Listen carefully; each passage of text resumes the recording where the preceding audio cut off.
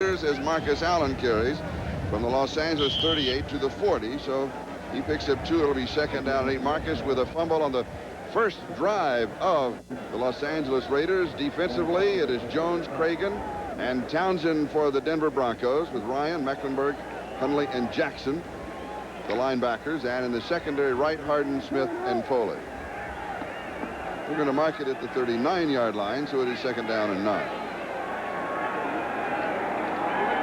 The Raiders opened up with a deep pass to Barksdale for 43 yards. And they come back stretching the defense, this time to the tight end, Todd Christensen.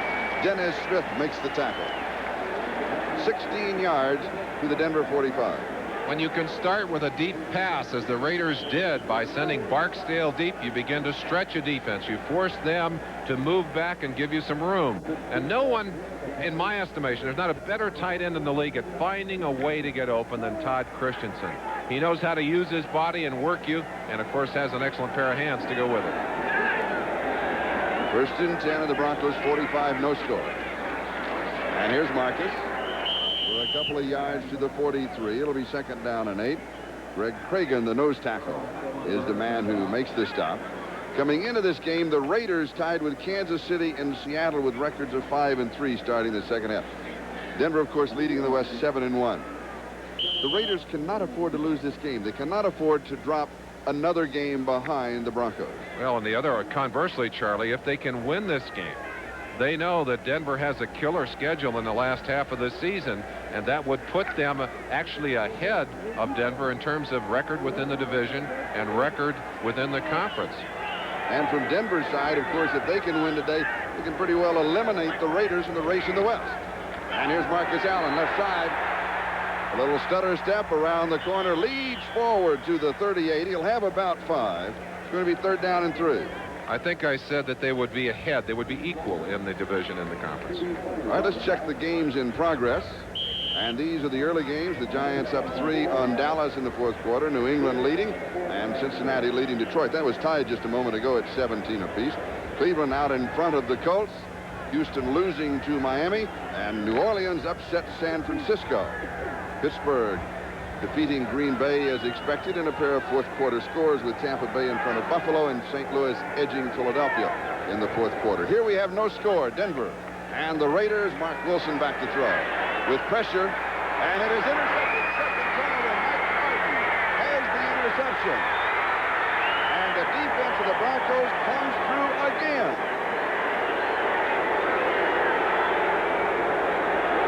Boy, there are some real battles going on down there. Let's look at what they were doing to Todd Christensen on that last play. Christensen coming off from his tight end post, gets into traffic here. That's Dennis Smith, 49, who just does a wrap-up on him, and they go to the ground. He may have been the intended receiver for that pass, but quickly the Broncos have done something they've not been able to do in the last 2 weeks, and that is take the football away from their opponents. And 23 yards on the return by Mike Harden to the 48-yard line. Bronco territory. We're back live, and here's Gerald Wilhite. The ball is loose. The Raiders have it back.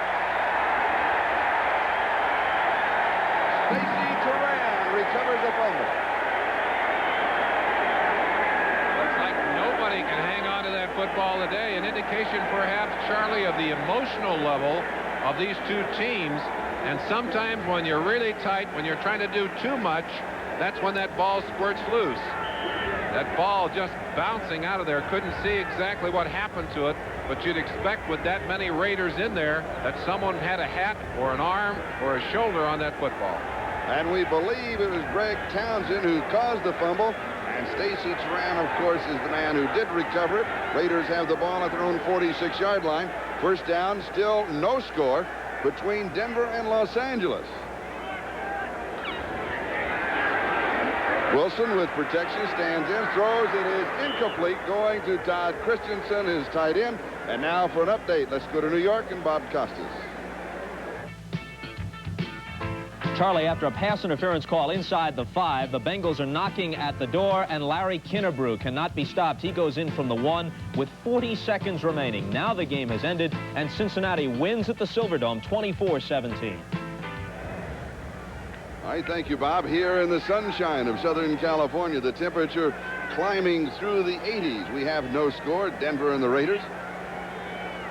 And it is second down and 10 for Los Angeles at their own 46-yard line. And Marcus Allen runs into Simon Fletcher, who was standing there waiting for him, and wrapped him up. Trying to cut back against the grain. The Denver Broncos under Joe Collier will use as many as 50 different looks in a ball game, and they try and confuse you on that line of scrimmage in particular by moving their people around and jumping them around. When you were talking to Carl Mecklenburg, he said to you, I don't know why I'm always there, but I seem to be there. But there's a reason. There is. That part of the reason is that man right there, Joe Collier. And he and his staff design setups that keep Mecklenburg from being in a position where he's easily blocked.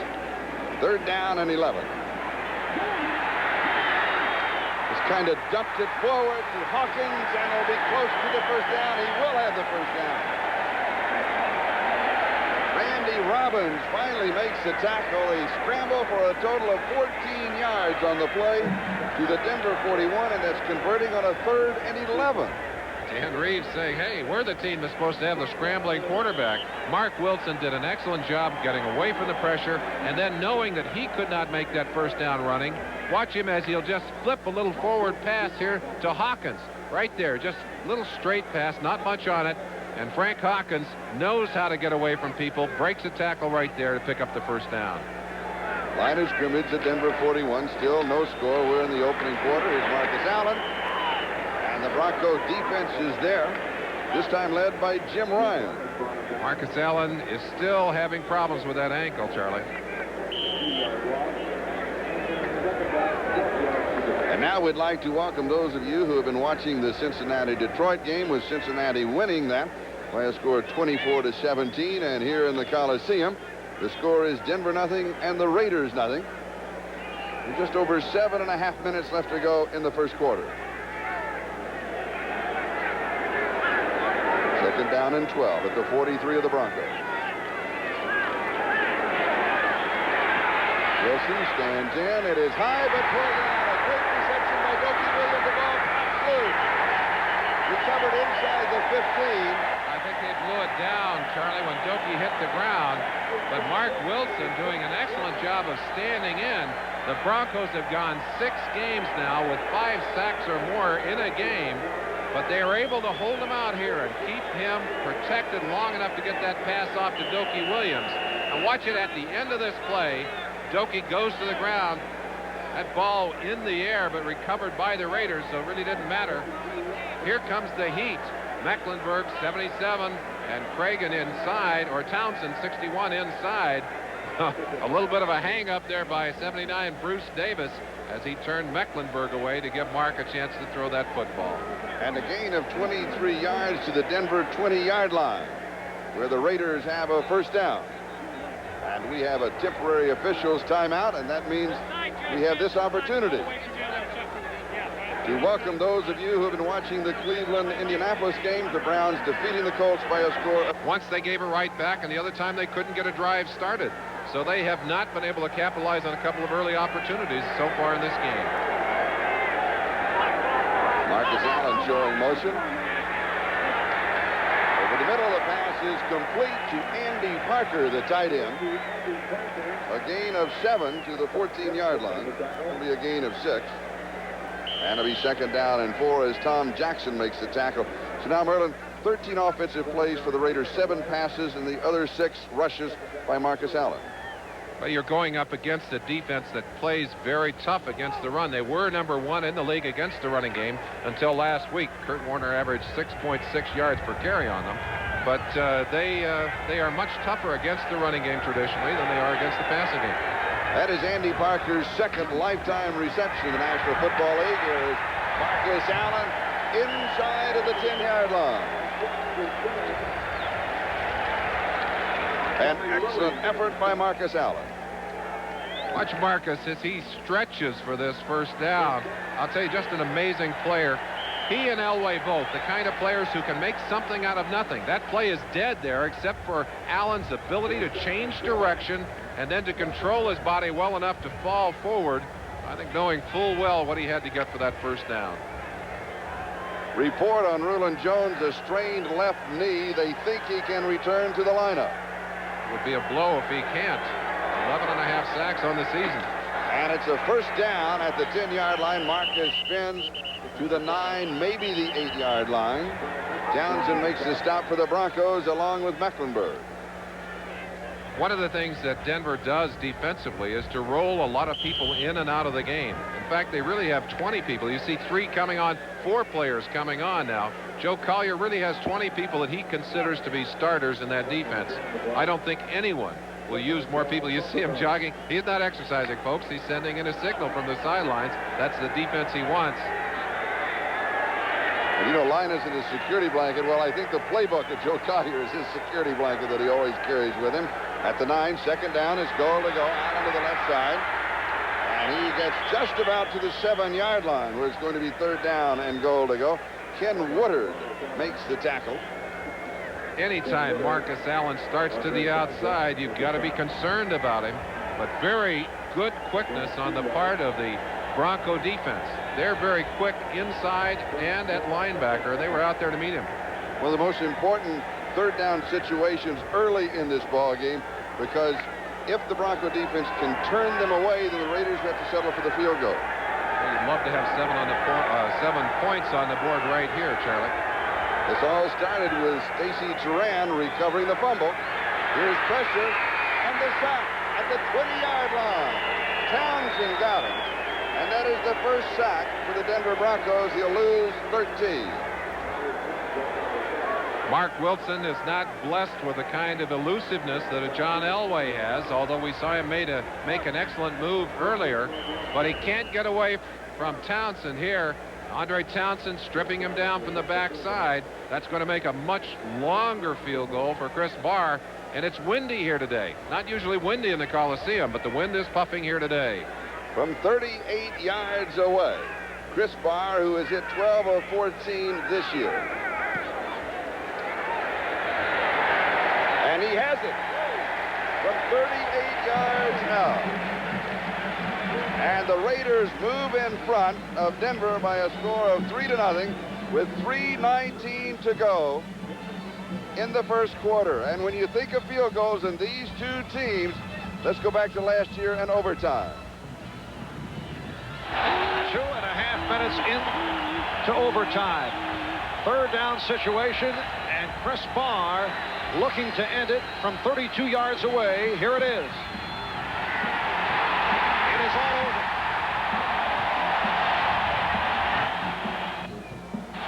26 yards for first place. The Raiders go home 10-4. First place in the West belongs to Tom Flores.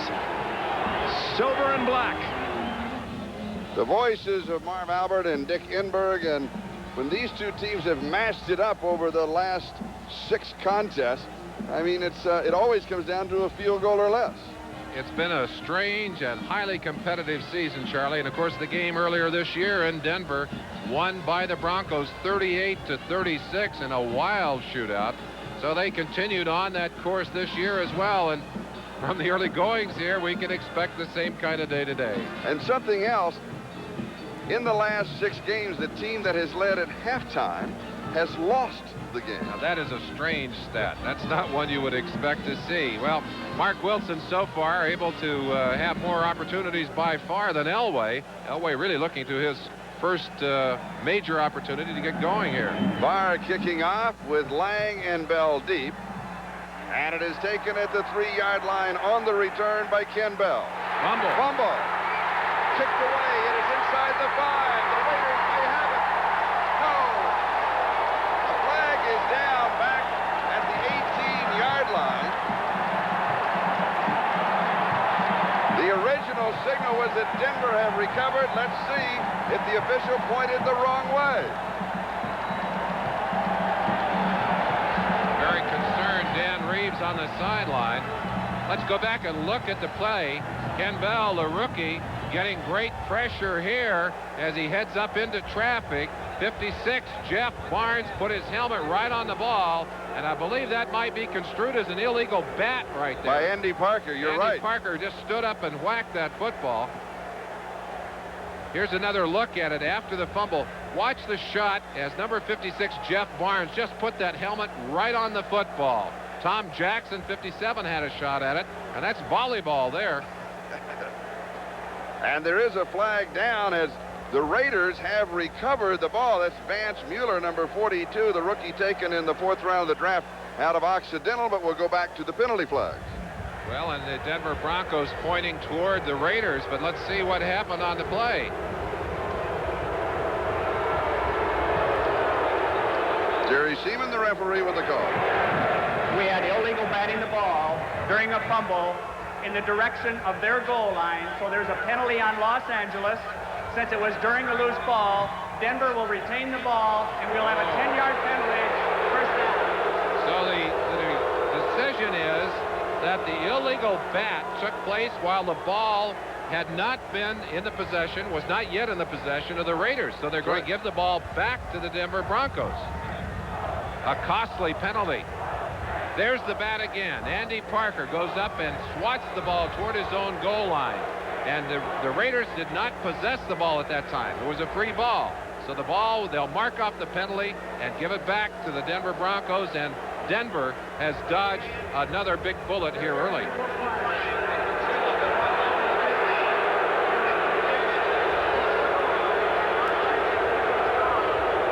Reminiscent, Charlie, of the kind of breaks that Denver got in their game against Seattle last week. A couple of big special teams plays. For example, the block punt that went in for the touchdown, called back on a penalty to give Denver an opportunity to win that game. And already some sloppy special teams play has been reversed by a call here. So Denver has to be concerned, and Reeves is concerned about the sharpness of his team. He said, we're simply not playing the kind of football we need to be playing at this time in the season. And now Jerry Seaman, the referee, is explaining the call to Tom Flores, the head coach of the Los Angeles Raiders. And there was no question that it was an illegal bat, and no question that there was no possession when it happened. You saw Flores. He didn't argue at all. No. And the call is right, but it's a costly call, and it's an unusual call. We don't see it very often. Yes. That's one you see about once every 4 or 5 years. And there's the culprit, Andy Parker. Well, I'm sure he was trying to do what he thought was right. In the heat of battle. Yeah. Sure. Notice the conversation with Dan Reeves, much shorter. He doesn't need an explanation. All he wants to know is I've got the ball. Here it is, the illegal bat. And there's no way to construe what he was doing. You can't say he was reaching for the ball. No.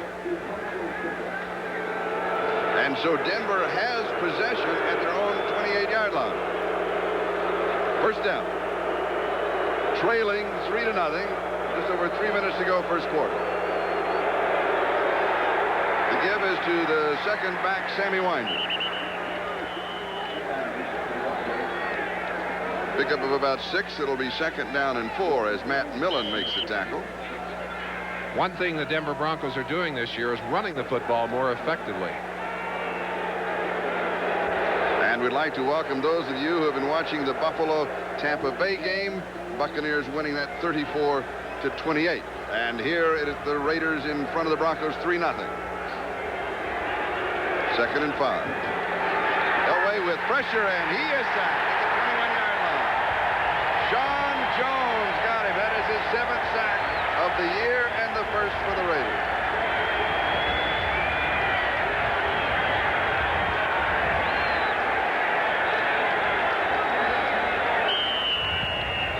Let's check the scores. It's a final. The Giants defeating Dallas by 3. In the fourth quarter, New England out in front of Atlanta.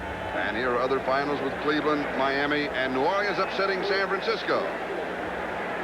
Green Bay loses. Tampa Bay wins. And St. Louis wins. Loss of 9 on the last play. Third down and 14. Elway over the middle. The pass is complete. It will come up short of the first down as Will Hyde on the receiving end. It's going to be about 3 yards shy of the first down. A pickup of 11 as Jeff Barnes makes the tackle. Charlie, we mentioned it at the opening of the game, but the Raiders are playing defensively without Howie Long. how he strained a hamstring last week and said, hey, if you want me to play, I'll play. But there's great concern that if he plays today, he might re-injure that hamstring and be out for the rest of the year.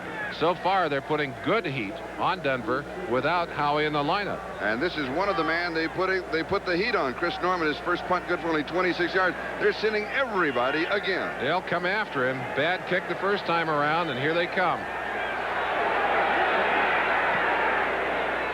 Short he gets it away. It is short. Fulton Walker will let it roll. It takes a Bronco roll to about the 21-yard line of the Los Angeles Raiders. Ricky Hundley down with the coverage. 43 yards on the kick and the roll. Raiders lead it. Back in a moment.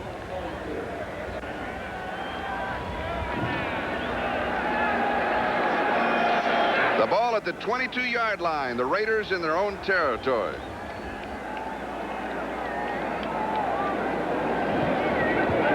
Hester showing motion. Wilson's pass complete to Marcus Allen. A gain of about 5 yards on the play. It'll be second down and 5. Ken Woodard with the tackle. New England 25, Atlanta 17. That is a final, and now the game's just underway with ours. The Jets trailing Seattle, that is in the Kingdome. San Diego with a new coach in front of Kansas City 2-0, and Washington leading by 3 over Minnesota. Here's Marcus, spins away, makes a good move. First down, 32-yard line. Wasn't a lot of yardage there, and he got it all, Merlin. Got as much as he could, and as you watch him walk back to the huddle, I asked him about his ankle, and he said, you know, why is it that my ankle hurts so much when I'm walking back to the huddle? He said, the minute I grab that football, there's no pain at all. I just said, well, that's one of the things that made you the athlete you are. We've got a timeout. That is the end of the first quarter, and the Raiders lead. Los Angeles the last 5 years. Is this a home field advantage for them today? Certainly an advantage to have this many people here and have them that noisy, but this stadium is open so that the noise is not right on you when you're on the field, and also you got a track so you don't feel that crowd like you do in a place like Denver. I think the Broncos at home have a much greater home field advantage than the Raiders at home because they not only have a very noisy crowd and a noisy stadium, they also have weather and altitude working for them. And also a very knowledgeable crowd. They know when to be noisy. Los Angeles at their own 32-yard line, leading 3-0, courtesy of the 38-yard field goal by Chris Barr as we start the second quarter. The temperature in the 80s. Wilson to throw. He goes deep and overthrows his intended receiver, Jesse Hester. So it'll be second down and 10, the ball at the 32-yard line. And if you were with us at the beginning of the telecast, the Raiders did the same thing as we check out the statistics. That is, they went deep. Certainly did. We have yet to really see much exposure for John Elway. He's only got 3 yards passing. Really only a handful of plays. They've only been on the field 329 to 1131 for the Raiders, who've dominated the football. Really a lot of turnovers and a lot of missed opportunities for the Broncos. On the other hand, the Raiders have been able to get it themselves on the board, but only for 3 points. Second and 10 from the 32. And here's Marcus Allen, and the flag goes down. Let's go back to the time of possession. I don't remember a ball club in the opening quarter having that little time. You know, maybe 4 or 5 minutes, but just over 3 minutes. Broncos have been a team that's been able to control the football and have been able to consistently move the ball. They certainly prefer, of course, as we all would, having the football. Illegal use of hands to the face, number 71 defense, first down. It is on Greg Cragen, the nose tackle of the Denver Broncos. We mentioned the jumping around that goes on the line, and sometimes when you're shifting from one position to another, you crowd that ball too much, and I think that's what happened to Cragen on that last play. Broncos will move 2 people in particular around a great deal. Carl Mecklenburg, 77, and Rulon Jones, number 75. And they love to get those 2 guys together and stunt them. They create so many problems for you. At the 40-yard line, Raiders in their own territory, first down. Wilson has pressure, slips away. Now he's got time. And he goes to his tight end, Todd Christensen, close to the first down. Now let's go to New York and Bob Costas. Charlie, the Patriots are now 6-3, and this 59-yard punt return at Foxborough today helped them to a 25-17 win over the Falcons. In addition, the kicking of Tony Franklin was a big factor. He was 4 for 4 on field goal tries. Back to Charlie and Merlin. Bob's work. And one of the toughest things of all is being that winning clubhouse. Oh, yes. Final 2 games, just dramatic games, dramatic games. Charlie, as they're marking that ball, you can see it's close to a first down, but no first down for the Raiders here. Let's go back and look. We talk about the shifting of the defensive line. Now watch as Wilson comes up, he'll start to call his audible, and you see how they're moving inside, trying to give him a different picture. And very often they'll make that kind of move, and then just before the snap they'll move again. Very difficult to try and figure out who am I going to block, who are you going to block. Here's Wilson back to throw over the middle into a crowd, and Christensen pulls it down. Christensen, the number 2 receiver in the National Football League, behind Al Toon of the Jets. And he has the first down. One of the reasons that you saw that pass thrown quickly is that the Raiders anticipate that they're going to have a lot of heat. They're going to have people coming after them. And on the far side of the field, they've got Carl Mecklenburg on the sideline. A thigh injury, a deep bruise against the Jets 2 weeks ago. And he's concerned about that. But he also got a whack on the head out there. And so they're checking him out on the sideline. Steve Antonopoulos, the trainer, over there with him. Wilson, a little play action. He's got pressure. He goes down. Jim Ryan got him. That is the 2nd sack for the Broncos, but there's a flag. Greg Cragen saying, what did I do? What did I do? I think maybe a late hit. Jim Ryan, number 50, the man had the quarterback clearly down, and Cragen may have come in too late. Face mask, 5-yard penalty only, number 71 defense. We must get back to the line of scrimmage. It'll still be first down. Take a peek and see if we can see it. Now you'll see from the right-hand side, number 50 breaking clean, and Denver does that so often. They have a way of getting people in there, and there you saw the reach right there. Cragen reaching and knowing that he'd done it. He's, why did I do that? He was going to the ground. But they do get the sack. For the statistics, that is their second. A loss of 5 and the 5-yard penalty brings it back to the 41, where it is first and 10. And here's Marcus Allen. He slips as he makes his turn, still scrambles to the 36. That's 5. It'll be 2nd and 5, where Steve Wilson makes the tackle. And a quick reminder to our viewers that we'll be selecting the Budweiser Most Valuable Player for today's game at the conclusion of the game.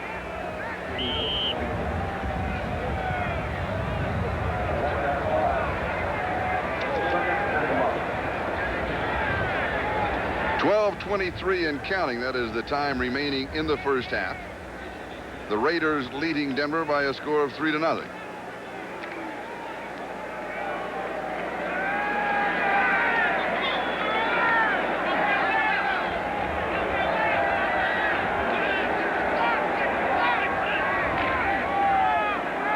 And here's Marcus.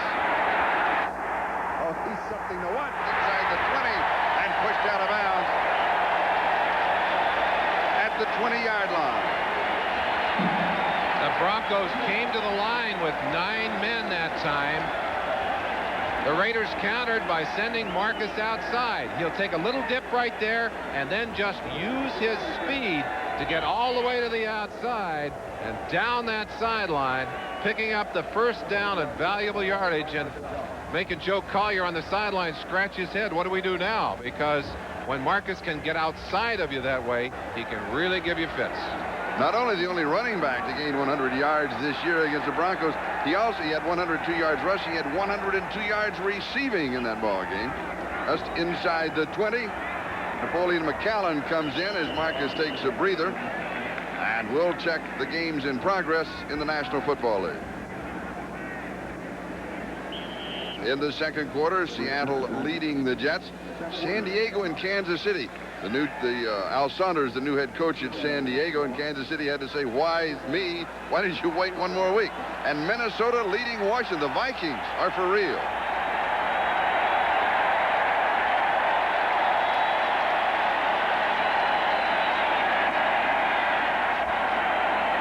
Second and 7.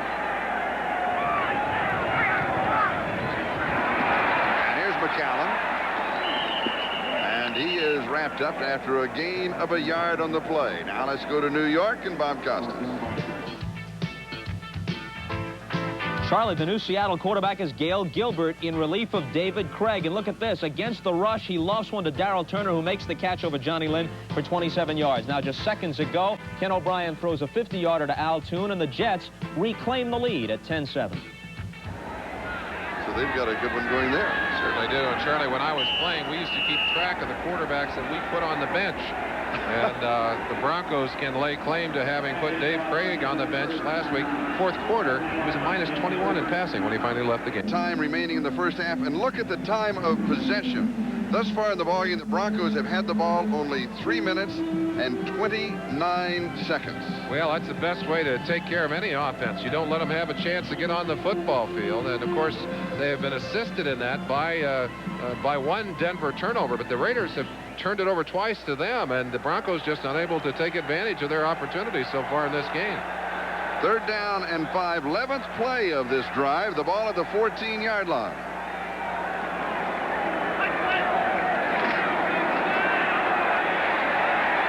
Wilson, it is intercepted in the end zone. Dennis Smith with the interception in the end zone. And that is the 3rd turnover. We've got a timeout. The Broncos have got the ball at the 20-yard line. Defense saves them again. The number 2 receiver is in this game, Todd Christensen. Let's go back to the interception, Merlin. Chance for you to look right into the face of the quarterback, Mark Wilson, who's not hurried at all. But Dennis Smith just sitting on that all the way. That ball thrown right to him.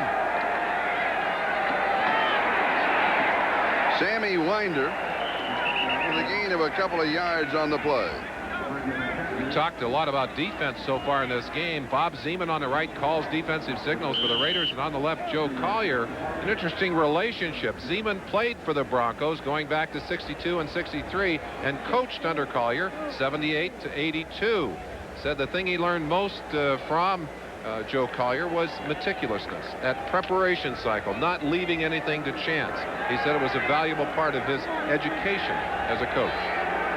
2nd down and 8. Denver with the ball. They have run only 8 plays thus far in the ball game, with just under 9 minutes to go in the first half. Sweep left side. Here is Sewell, and he is out of bounds. He goes out at the 25, so it's going to be 3rd down and 5 as Rod Martin was chasing him. Rod Martin, by the way, playing with a cast on that right hand, the middle finger of his right hand. Dislocated that finger in the game last week against Houston. In fact, the bone popped right through the skin. You can see what he's got going in there. And, of course, Denver wanting to test him early to see if he could use that hand to grasp and push off. 3rd down and 5. Sewell showing motion. Elway with pressure. He gets it off to Wilhite. And Wilhite will come up short just a couple of yards to the 27. It's going to be 4th down and 3 as Greg Townsend makes a tackle. Wilhite actually fell down just before that pass, a little screen pass from Elway, and the Broncos offense continues to be ineffective so far in this game.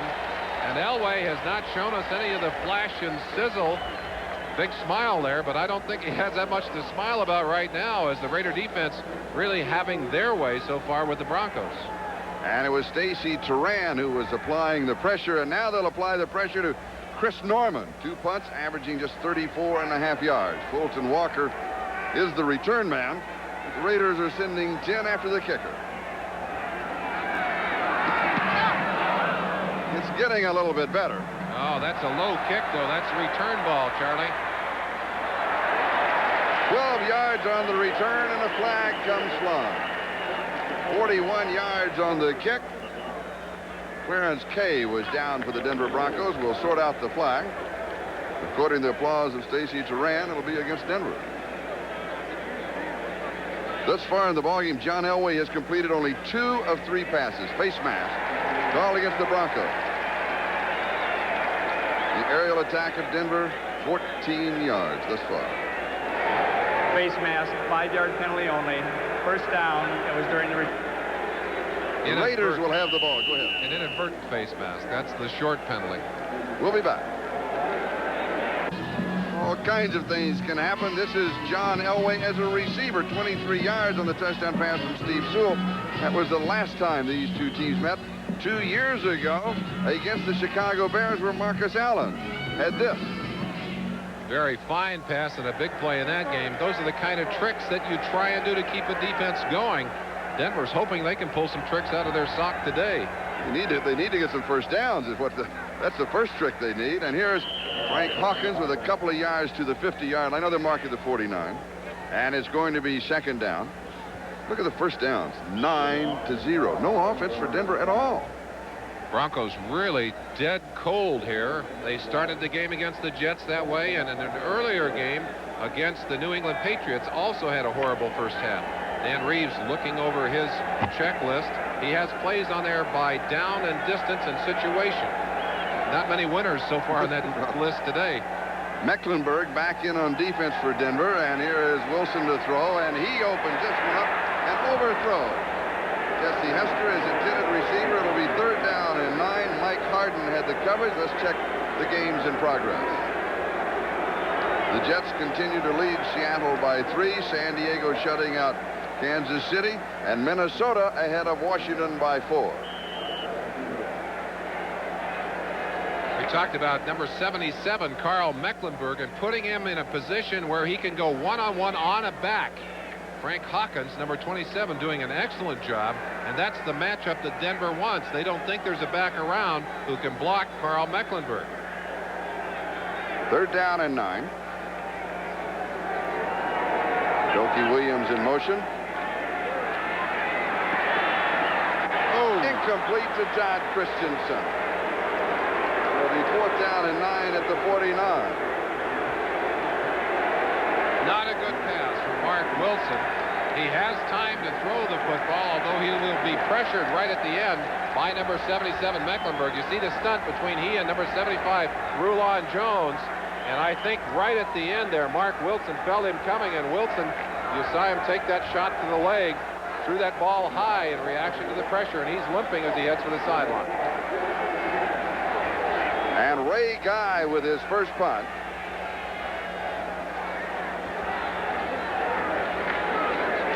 And he's kicking to Gerald Wilhite. And it was sailed into the end zone for the touchback. The Raiders lead it 3-0. 7:47 left in the first half. Advantage to have the experience of a Plunkett. He's come off the bench many, many times, and of course his heroics in past seasons well noted. Earlier this year had to come in when Wilson hurt his thumb, and as they continue to check Mark Wilson's knee, we may well see Plunkett in this ballgame. Raiders lead it 3-0. 7:47 time remaining first half. Denver from their own 20-yard line.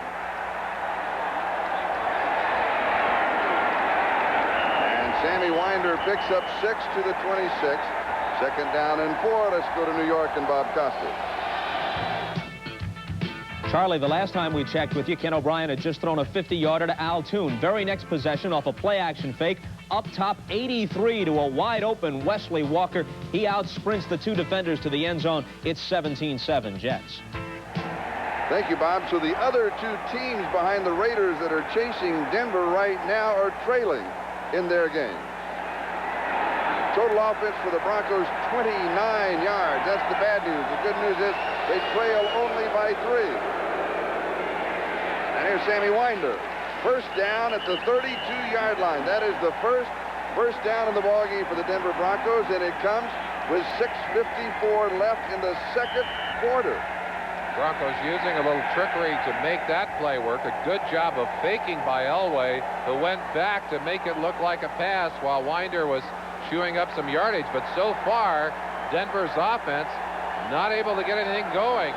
Let's see if Elway can change matters here as he finally gets a first down.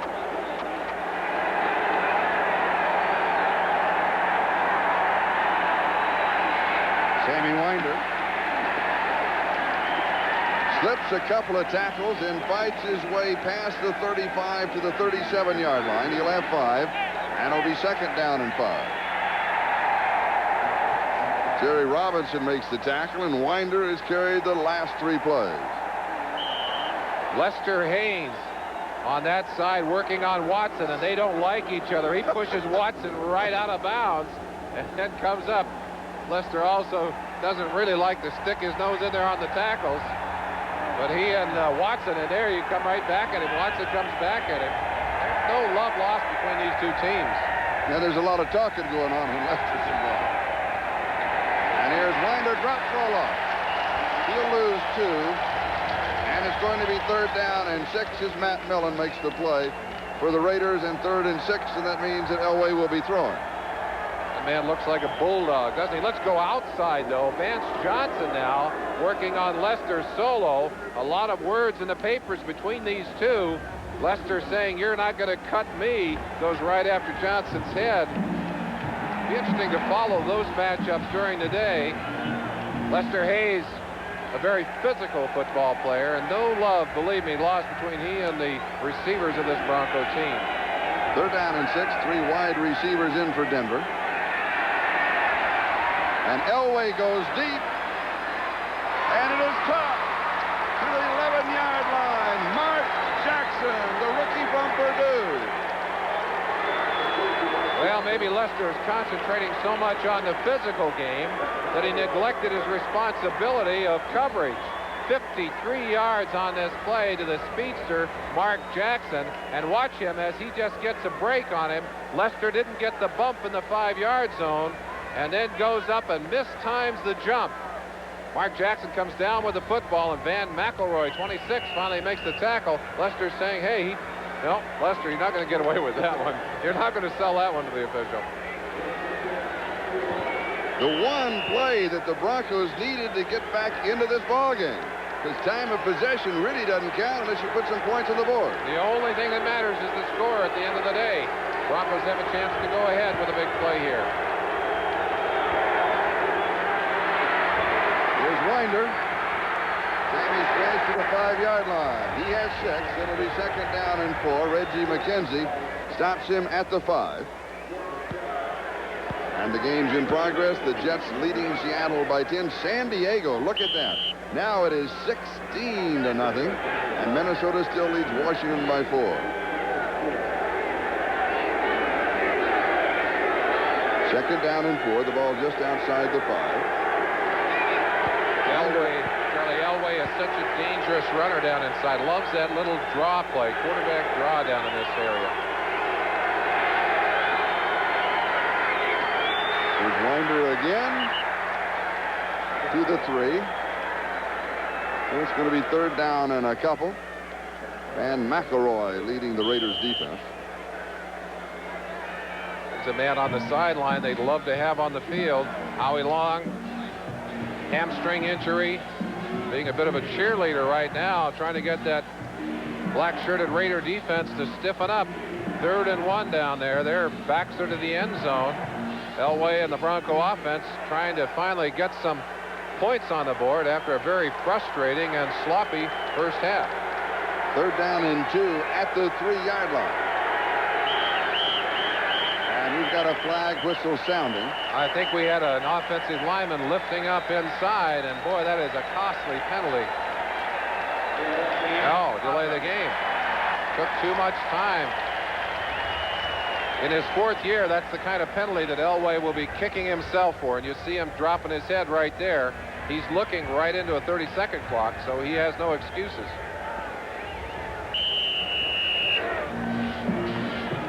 Raiders will come with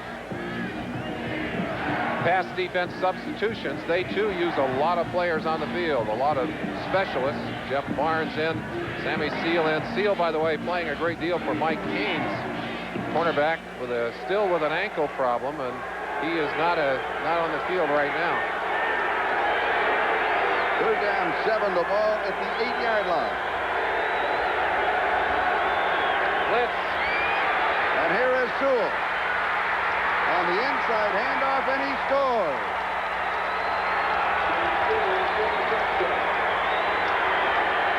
Charlie, I think a case of the Raider defense concentrating so hard on John Elway that they let Sewell get to the outside. Elway started out there on a little half roll, handed the ball back inside to Sewell. Watch it here. Elway starts out, hands the ball inside. The blitz is coming. Good blocking. 60 Paul Howard and 78 Winford Hood. But Sewell didn't need much help as he breaks it all the way into the end zone. And Denver putting together an 80-yard touchdown drive in 8 plays. And the extra point is up, and it is good. The Broncos have the lead, 7-3 with 2:06 left to go, first half. California. And that last drive, 5 minutes and 41 seconds. So the Broncos proving if they can keep the football for a little bit of time, they can put some points on the board. It's Carlos kicking off. Fulton Walker and Stephon Adams are the deep backs on the return for the Raiders. 7-3 Denver. 2:06 left to go, first half. Short kickoff by Carlos. Ooh, it's going to bounce. And goes out of bounds Wow. at the 6-yard line. And, of course, if it was not touched, they'll bring it back and kick it over. Stephon Adams very fortunate on that play. Looked like the wind got to that ball. It came down, and he did not touch it. The ball kicked out of bounds, but that could have been a disastrous play. I think Fulton Walker, with all of his experience, saying to Stephon Adams, look, when that ball, there you see the wind gusting. I think the wind just actually stopped that ball, but he's getting a little lecture from Fulton Walker, who's saying, look, you don't do that. You get up there and get your hands on that football. And the wind swirls here in the Coliseum. It's hard to judge. You see Steve Ortmeyer, special teams coach. He's the black-jacketed coach right there, signaling in the return. Now they've changed the return for the Raiders on this next play. They'll give them a different blocking look. We've got a timeout, and we'll be back. In the first half, 8 of 14, 126 yards. Good news, though, Charlie, is that that leg apparently is going to let him continue, and Plunkett thought for a minute he was going to get in the game, only to see Mark Wilson put his helmet back on and say, hey, I can handle it. The Broncos have picked off 2 interceptions. And Carlos kicking off to either Fulton Walker or Stephon Adams. At the 8-yard line, it is Adams on the return to the 20. And a flag is down as he is brought down at the 25-yard line by Randy Robbins. The Jets have scored again out in front of Seattle 24-7. San Diego continues to shut out Kansas City, so there's no big threat going in the West right now. And you saw, of course, the third score between Minnesota and the Redskins. Penalty will be marked off against the Raiders. Illegal block during the return, number 54 receiving team, first down. It's on Reggie McKenzie. That backs them up just outside of their own 10-yard line, and on a day when the Bronco defense has come up with several big plays to turn the Raider offense away, right now, again, they'll be thinking turnover.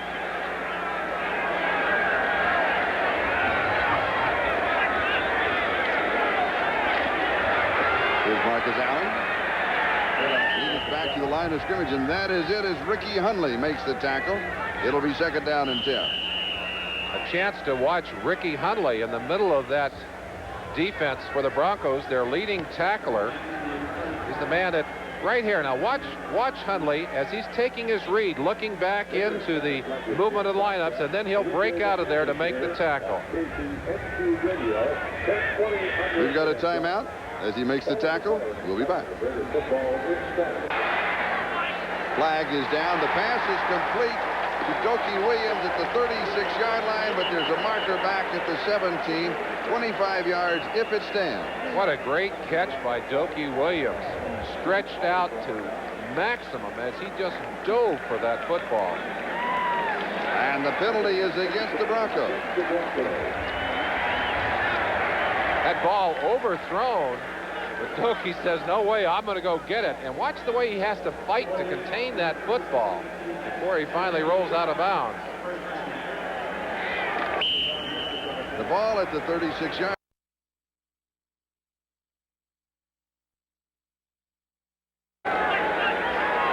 Wilson to throw again. Todd Christensen, it is incomplete. It'll be second down and 10. Christensen double teamed 55, Rick Dennison, and 49, Dennis Smith, both of them on top of him. Mark Wilson throwing that football to the outside gave Christensen a chance at it, but he couldn't control it. Now, as we take another look at it, overall we had a very sloppy first half between two very intense ball clubs. Now, will they settle down, and will it straighten itself out in the second half? The Broncos have had 2 games where they played horribly in the first half, specifically New England and the Jets game, and came back to play well in the second half. The Raiders have not played as badly in this half as the Broncos have by far, but don't have as many points on the board as they should have at this point in the game.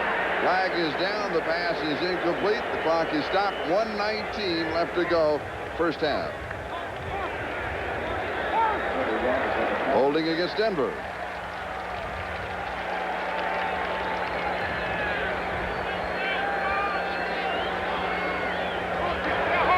Holding, number 49, defense, first down.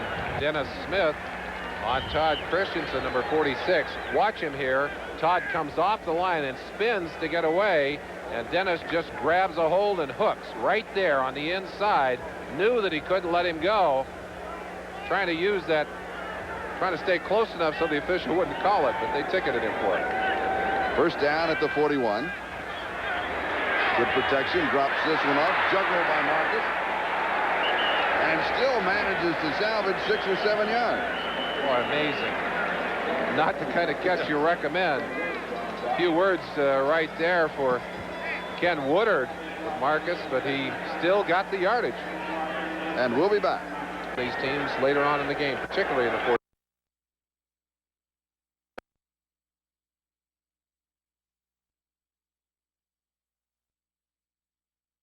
To the 42-yard line of Denver. First down, 11 yards on the play, and the hurry-up offense continues. Very nice one-handed grab by Christensen and a good pass by Mark Wilson. Wilson with all the time in the world, and he finds Frank Hawkins open at the 25-yard line, well within field goal range, and 40 seconds left on the clock. A gain of 17. At one point in the season, the Raiders had given up more sacks than any team in the NFL, and they really have done a better job in the last few weeks of protecting their quarterback. Wilson, with all the time in the world to look downfield, you can't give a quarterback that many opportunities or he's going to get you. Well, you're right. First 4 games, the quarterbacks were sacked 19 times. That's almost 5 a game. And the next 4, they cut it down to 2 sacks a game. It makes a big difference. I think Dan Reeves is over there saying, hey, they can't hold us out without holding. Come on, call those penalties in there. 2 sacks so far in the game by the Broncos. The Raider defense has gotten to Elway 1 time so far in the game. He's telling those officials to open their eyes. He said, open your eyes in there and call the holding penalties. And you notice the timeouts remaining. The Raiders do not have a timeout saved for their field goal team, so they have cut down their options here. If they throw, they've got to throw wide to each side. They cannot afford to throw over the middle unless you're throwing into the end zone. Well, unless you take it all the way to the end zone. It'll be interesting to see. Tom Flores calls the plays for the Raider offense. And of course, an old quarterback, he's got definite feel for what he wants to do when he gets down into this end of the field. The first quarterback for the Raiders going back to 1960 in their first preseason game. First down, 39 seconds left on the clock. Wilson goes to the far side, and it is incomplete. Hawkins, the intended receiver. It's going to be second down. Again, excellent protection, and I think a good decision by Frank Hawkins. Hawkins probably could have contained this football, but with Ken Woodard, number 52, right on top of him, as you watch the battle on the inside, and it's getting rough in the pits right now. Raider offensive line of Davis and Hanna on the outside, Henry Lawrence on the other side, Mickey Marvin, Don Mospar, all doing a good job of keeping Wilson clean on that play. Wilson has completed 12 of 20 for 173 yards, no touchdown, 2 interceptions. Fumble! And Denver has it, Mecklenburg. Carl Mecklenburg. That is the 4th turnover by the Raiders. 2 interceptions and 2 fumble recoveries by the Denver defense. It didn't look like Mark Wilson got the clean snap on that ball. Didn't get away from the center, Don Mosbar. And the Broncos just very quick to capitalize. What is that? The third time today they've shut out, they've pushed the Raiders away from their end zone with turnovers. And the Broncos take over with 30 seconds left to go in the second quarter. 2 timeouts remaining. Merlin.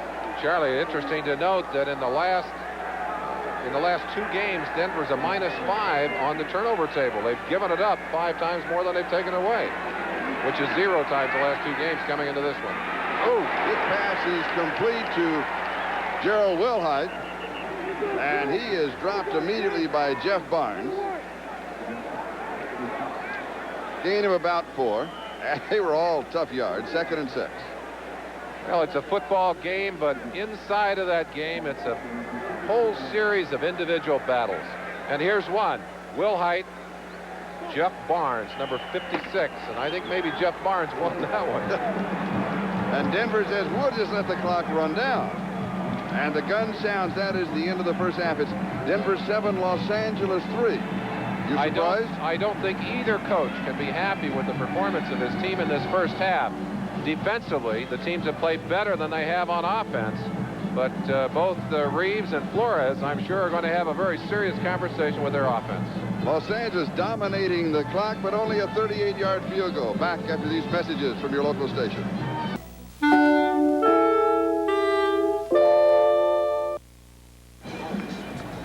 Welcome back to the Coliseum in Los Angeles. I'm Charlie Jones along with Merlin Olsen. A very strange, almost disjointed first half. Charlie, Halloween on Friday night, but the hangover is still here. Patrick Boland, the owner of the Broncos, was out in the hallway here a moment ago, and he said, I'm going to go down to the dressing room and see if those are really my guys down there. And I'm sure that Tom Flores is feeling the same thing. The Raiders have actually squandered many more opportunities in this first half. They had 4 chances deep in Denver territory.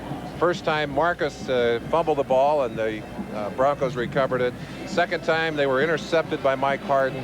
Third time Dennis Smith intercepted them in the end zone. And then another fumble on a snap by Mark Wilson. So there have been 4 different opportunities for the Raiders that they batted away. And then that bizarre batted ball earlier on too, Charlie. So that was another one that could have been. And this comes after the Broncos have been shut out in the turnover department for 2 weeks. The yardage, as you would expect, not many chances for Denver to make yardage, and we've said it before, the best way to control Denver's offense is to keep them on the sideline, to keep Elway out of the game. And yet he's 4 out of 5 in passing. I mean, statistics lie. They do. They do. Just a reminder, Charlie. Well, we'll save it.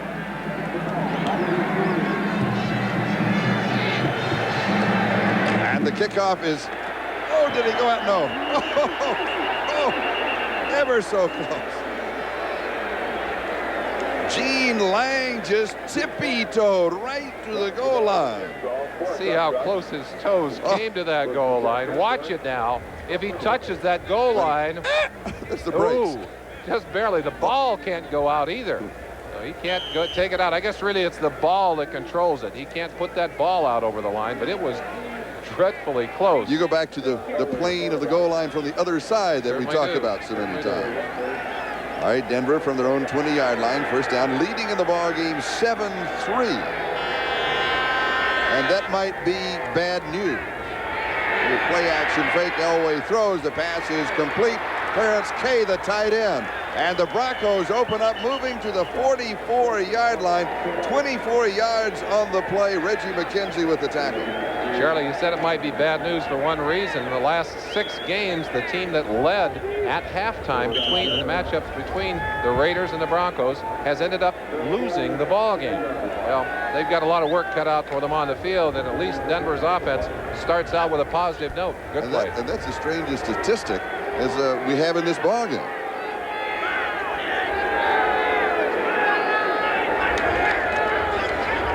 And here's Sammy Winder to the 47-yard line. He picks up 3. And it is second down and 7. Jerry Robinson makes the tackle.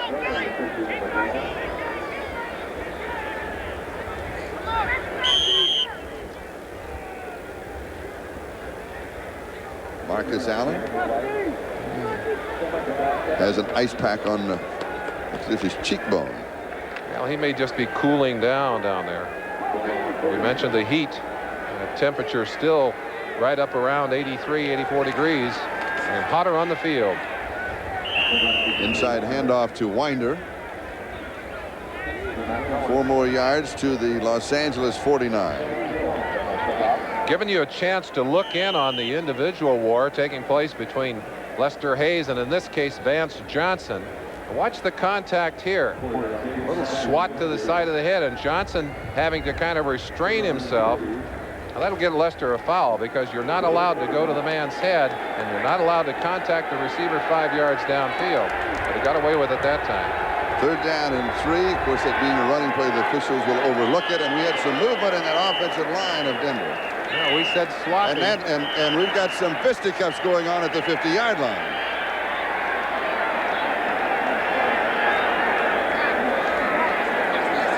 And now a little jawing going on. That's Greg Townsend of the Raiders. And I believe that was Orson Mobley, the rookie, that he was. There's the jump. Winford Hood, number 78. We mentioned that he's in there for Keith Bishop, who's out with a knee injury, and ticketed there. The verbal activities on the line of scrimmage, typical for these two teams. They talk a lot to each other. When you played, did you talk a lot? No, Charlie, I didn't talk. I figured that was one sure way to lose a lot of energy. I saved it for the play. Jets leading, San Diego still leading, and now Minnesota in front of Washington by 1 in that seesaw battle. 3rd down and 8 here. The Broncos out in front, 7-3. And we're 2.5 minutes into the second half. And Elway goes deep, has a man, and the pass is complete to the 20-yard line. It is Vance Johnson. And now he goes out of bounds at the 22. Well, it's not going to help. They've got Ken Lanier for holding on Greg Townsend. It would have been 32 yards, but you're right.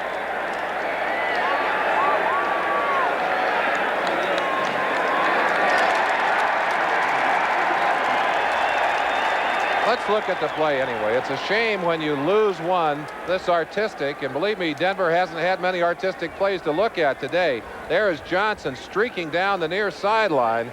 A good job.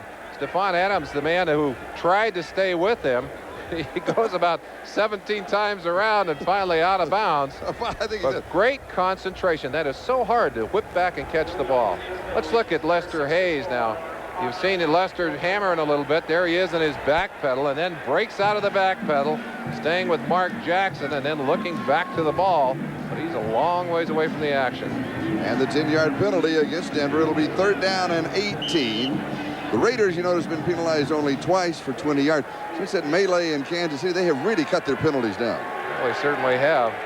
Question of whether they're playing more conservatively or what. Or what?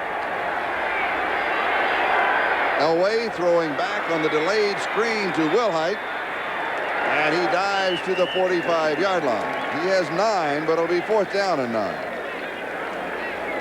And now the excitement of Chris Norman, who will come in to kick. A lot of pressure on this young man. A lot of pressure. And after all of the problems that Denver's had with their kicking game, Dan Reeves said, I think I've gotten a letter or a call from everybody who ever kicked in high school or college. He said, please, no more letters. I've had enough help and advice on this. And Keith Bishop is the snapper. Now, he's not playing because of that knee problem, but he is in for the long snap. And once again, the Raiders show as if they're going to put a 10-man rush on the punter. Well, they put heat on him every time he's kicked so far, and he has yet to really root one. Oh! They come high snap, but he gets a pretty good kick away. And a fair catch is called for at the 23-yard line by Fulton Walker. So that time, Chris Norman, under pressure, certainly came through. Timeout. We'll be back. Along with Merlin Olsen and Keith Bishop, he was talking with the officials. Well, I don't think he was able to. He's had some problems snapping. I will talk about it when we get a chance here in a minute. Raiders 1st down from their own 23-yard line. Hester showing motion, and here's Marcus Allen. 28, maybe the 29-yard line. Charlie, 2 weeks ago against the Jets, Keith Bishop had his larynx smashed a little bit, actually split open. Ooh. And they had to put a special pad on his neck to protect it. Actually, his shoulder pads jammed up into his throat. They also extended his face mask. Both of those things make it difficult when he drops his head to center to get that ball in there. That may be one of the reasons. On top of that, of course, he's playing with the bad knee. So that last snap could have been a disaster, saved by Chris Norman. 2nd and 4. Flag is down. Marcus Allen again. Now this time just a couple of yards, and he came up limping after that last play. Let's see if he comes up limping again. No, it's not that noticeable. It'll be holding against the Raiders and motion against the Raiders. Well, after all of the good conversation in the locker room, both teams have come back out to renew their performance. And if you look down on the field and consider the kind of play we've had from in particular these two offensive teams today, and tell me that these are the teams that are leading in probably the toughest, or at least as tough a division as there is in the NFL, you got to say, come on, you're kidding me. Can you get too high, too emotionally up for this kind of a ball game? I think it's possible, Charlie. That may be one of the things that's happened. Number 32 offense, penalty declined. Holding, number 73 offense. That penalty will be accepted. That's on Charlie Hanna. The penalty is accepted on the holding. So we go back to the 19. It's going to be 2nd down and 14. 10.5 minutes left to go in the 3rd quarter.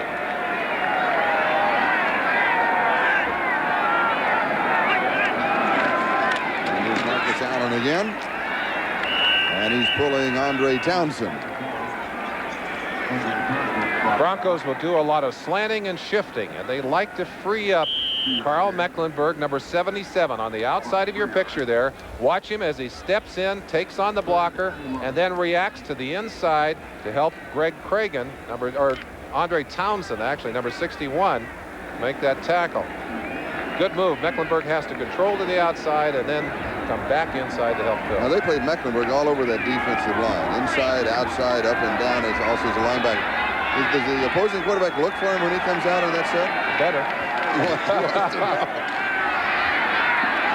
Good protection. And the pass is complete for the first down to Dokie Williams. 18 yards. And the first down. Second fine catch of the day by Dokie Williams. He dove for one on the sideline earlier, and this ball thrown slightly behind Dokie, and watch him go back to get it. Right there. Look at him. He has to stop and actually go to the ground. Almost a hook slide, reminiscent of the series on that one. Dokie, 3 receptions for 65 yards, comes wide to the near side. And here's the running attack of Marcus Allen. So the Raiders continue to mix it up. They trail 7-3. Jim Ryan makes the defensive play for Denver. Excellent play by Ryan. Ryan, by the way, entrusted with calling the adjustments to that Denver defense. They had Ricky Hundley doing that earlier, but Hundley was having trouble getting the defenses called and then reacting to that very complex defensive system. It's old hat for Ryan, and he's taken part of that responsibility now. Loss of a yard, 2nd and 11.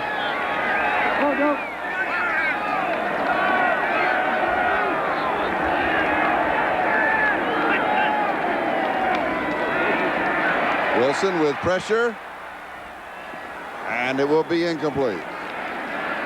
Dokie Williams was the closest would-be receiver. Randy Robbins was applying the pressure. Blitz was on, and Wilson just flipped it away. Larry Keenan there on the sideline will listen to what Tom Flores wants in the way of a play, and then he'll signal it on in. Sam Bogosian, there's the signal going in. Sam Bogosian, the offensive line coach, on the other side of Flores, and then Collier will wait. The defense waits traditionally until the play goes onto the field, and then he makes his call. I wondered what's in that book, and I asked the question. He said, well, a lot of information that we stockpile on the Raiders. He'll have information that goes back 3 or 4 years in that book. Everything that you would want to know about the Raiders. And more. 3rd and 11, a flag is dropped. Marcus Allen, the ball carrier. The whistles had been sounding. And it'll be a delay of game against the Raiders. Wilson has completed 13 of 22. Offense, still 3rd down. 199 yards, no touchdowns, and he has been intercepted twice. So it'll be 3rd down and 16. And now let's go back and check all of the scores The Giants defeating Dallas by 3. New England over Atlanta, and Cincinnati downing Detroit. All close, good ball games. Cleveland defeating the Colts. Miami over Houston as expected. New Orleans upsets San Francisco. Pittsburgh wins over Green Bay. Tampa Bay wins over Buffalo, and St. Louis by 3 over Philadelphia. Those are the early finals. Here it is Denver 7, Los Angeles 3. Third and 16. Tips, and it is incomplete. Doki Williams, the intended receiver, and the Broncos let an opportunity for an interception get away. Broncos with 3 men rushing and everyone else back.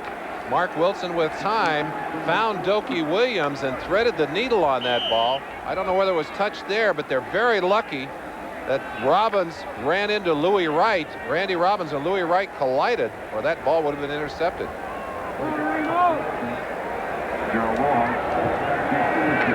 Ray Guy with a low snap and pressure, and takes a Raider roll, fielded by Wilhite, and he is dropped after just a few steps on his return. We've got a timeout, and we'll be back in a moment. There's trouble in the West as 2 of the contenders are trailing. The Jets in front of Seattle, San Diego in front of Kansas City, and Minnesota leading Washington by 1. We've talked about the sellout here. Well, there are going to be some changes. This is a look at the press box now. We'll have a new press box. There'll be an addition of luxury suites on both sides. Not in the end zone, but sideline to sideline. More than 4,000 seats are going to be added, and the luxury seats are really a great demand for them. They're really well received here in Los Angeles. Elway throws, fires, and it'll be close to the first down. He goes to Vance Johnson, and he's brought down by Lester Hayes. And that is a talking configuration, a confrontation between these two. Let's take a look. Good arm strength. Lester giving Vance Johnson a lot of room, and you can't do that. Elway has such a powerful arm that you don't have a lot of time to recover. The very two of the very best pass rushers in football, both idle today. Howie Long with a hamstring injury, Rulon Jones with a knee problem, and they won't take any risk. You see the ice pack on Rulon's left knee there. Gain of 11 and a first down at the 39-yard line. Denver leads 7-3. Steve Sewell, the ball carrier, and he goes to the 46-yard line. They're going to give him. That's 7, and it's going to be 2nd down and 3. Sewell scoring the only touchdown of the ball game, and he did that from 8 yards out. Sam Seal with the tackle. 6.5 minutes left to go in the third. Charlie, except for that one long pass to Mark Jackson, 53 yards. 53 yards, this Denver Bronco offense has been very silent throughout this game. Yes, they have. Here's the first down, but a flag is down. Winder pops it inside the 30 before McElroy can bring him down, but there's a marker back at the 44-yard line. 37 yards if.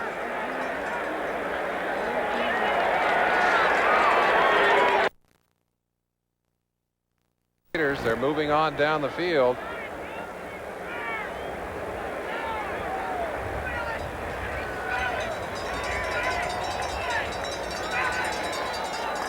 Los Angeles offsides. Personal foul also against the Raiders.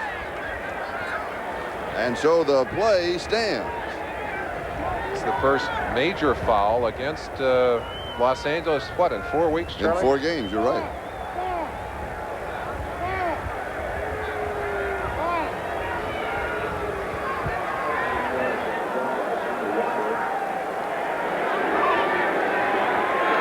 Here comes the play as Winder breaks inside. He gets into the secondary. Very few bodies around as he was apparently a blitz on the inside. Offside, defense, penalty decline. Personal foul, unnecessary roughness. Number 43 defense accepted. First down. It's on Sam Seal, and they'll tack it on to the end of the play, so the line of scrimmage becomes the 14-yard line, first down. Mentioned that Sam Seal playing in there for Mike Haynes. An ankle injury has kept him on the sideline. Seal heading to the sideline is James Davis, number 45, and he said earlier, he said, I feel like I got a bullseye on the front of my uniform. They've been picking on him, but Elway hasn't come after him that much today. Of course, they haven't thrown that many passes. So the Broncos with an opportunity here, leading 7-3. And they go to Winder. Sammy goes to the 10-yard line.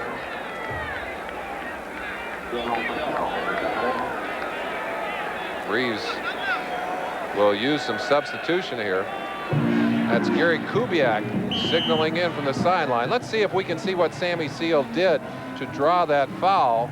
There's the cut block. Now that's the block that the Raiders have been so irritated about. They said, hey, you're going after our legs, and you saw the shot by Seal after Watson had gone after his legs. Kind of seemed like the thing to do. Well, the official didn't feel that way. He didn't agree. I'll tell you, it would bother me to have him thrown at my legs too. Oh, yes, yes. But it's still a legal block.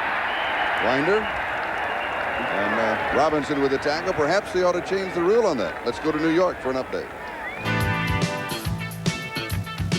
Charlie, Al Toon is having an incredible day. Better than 170 yards in receptions, 7 catches, 2 of them for touchdowns. Watch this catch in between Terry Taylor and Ken Easley. Ken O'Brien now has thrown for 3 touchdowns, 31-7 Jets. And so the Jets continue to run free in the Kingdom. Here Denver leads 7-3 and threatening 7 more on the board. 3rd down and 5. Sewell has it at the 6, and he goes out of bounds at the 3-yard line. And it looks as if he'll pick up the 1st down. He needed 5, and he got 6, and so it's going to be 1st down and goal to go. This time they were going after Seal. Watch Sean Jones, 99, from the right side of your picture, in on Elway. Elway throws as he retreats and still is able to put that ball right on target. And Sewell, dancing down the sideline, is going to be just a couple of yards short of the end zone as they'll put it in play on the 4-yard line.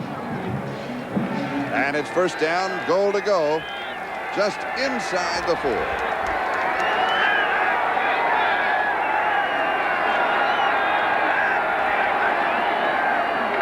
And here's Sammy Winder. He leans to the 3. It's going to be 2nd down, goal to go. Mike Wise, the rookie, and Cal Davis, who was activated this week just a couple of days ago, was in on the defensive stop. Well, the war continues between the Denver wide receivers and the defensive backs as Lester says, hey, you're not going to get the best of this one. I got to believe that we're going to have an all-out fight at some point in this game. We're going to see another major penalty against either one of those receivers or perhaps one of the Raider defensive backs. And illegal, of course, to go against the receiver's head. Can't go at the heads. Elway fakes the inside dive. And here is Winder. And he pulls his way into the end zone for the touchdown.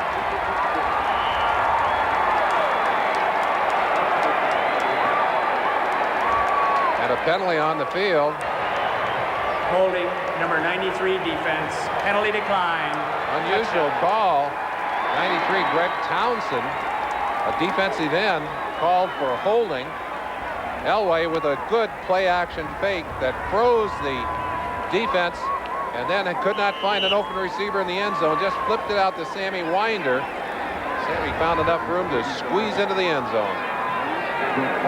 A 72-yard touchdown drive by the Denver Broncos in 7 plays. And the extra point is good, and Denver is now on top by a score of 14-3 with 3:31 left to go in the 3rd. Raiders coming into this game 2 games back of Denver. They cannot afford to fall 3 back. They certainly can, and I'm sure concerned there, not necessarily with the score because there's plenty of time left in this game, but with the performance in particular of the Raider offense, the fact that they have squandered so many scoring opportunities early in this game. Rich Karlis kicking off with Fulton Walker and Stephon Adams. The 2 deep backs on the return. Adams on the near side, Walker on the far side. And it's Walker at the 9 to the 15, 20. And returns near the 30-yard line. Let's go back to the touchdown. Will Height with a tremendous fake coming airborne. He's a gymnast, and he really sells this. Look at him diving up over the line, and you've got to respect that kind of fake as you see them taking it right there. And then Elway able to get a little extra time. He looks into the end zone, and I think he wanted Dave Studdard on a tackle eligible. Studdard held up on the play, did not get open, but Winder got the football and did get open. And the boos are for Mark Wilson, the quarterback of the Raiders, as he comes onto the field. But let's see if he can get some offense going. Wilson with good time, and the pass is complete. As Doki Williams picks up about 18 yards on the play. Louis Wright with the tackle. And the game's in progress. The Jets continue to lead comfortably. San Diego continues to shut out Kansas City. The Minnesota-Washington game, Minnesota by 1. All in the third quarter, as we are, with Denver leading Los Angeles 14-3. The Broncos able to put a drive together, and now the Raiders would like to be able to match that with a drive of their own. And here's Marcus Allen. And has about 4 yards to the Denver 48. It's going to be second down and 6. The Raiders have been able to generate some offense, but they've self-destructed with 4 turnovers. Turnovers will kill you, Charlie. It's always been the case, and they have had 4 opportunities, could have had another one, and really have only been able to put those 3 points on the board. But they're already inside of Denver's territory on the 48.5-yard line. See if perhaps they can't get something going here. And you saw the time remaining in the third quarter on a sun-drenched afternoon in Los Angeles. Pass is complete to Todd Christensen at the 40, so that's a gain of 8 on the first down. Let's go in and look at number 46, second leading receiver in football coming into this game behind Al Toon. Here he is getting off the ball, gets the bump by Ryan, breaks his timing a little bit, trailed by Mecklenburg on this play, and Dennis Smith, you don't think they respect him? They bump him and they put 2 people on him. He still catches the football and picks up the first down.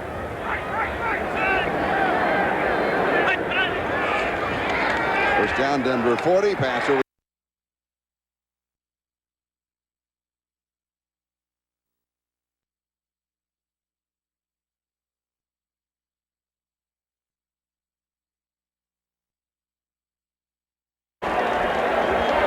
Well, he comes right back, gets in there without the bump this time, and Smith just a little bit slow in reacting to that inside cut. Mark Wilson had the ball there, and the Raiders have 2 quick first downs via the aerial circus to Todd Christensen. And Christensen has no problem coming over the middle to make a reception. He's not afraid to stick his nose in there, I'll say that. Here's Marcus Allen to the 25. Excuse me, yes, to the 25. We mentioned Denver's leading tackler, Ricky Hundley, number 98. In fact, I think he had, 98 tackles, not quite that many coming into this game. There he is, quickly up inside, gets away from Charlie Hanna, number 73. I think the man who was trying to block him does a good job of making the tackle, but a healthy gain in spite of that, as the Raiders have a 2nd and 6 coming up here.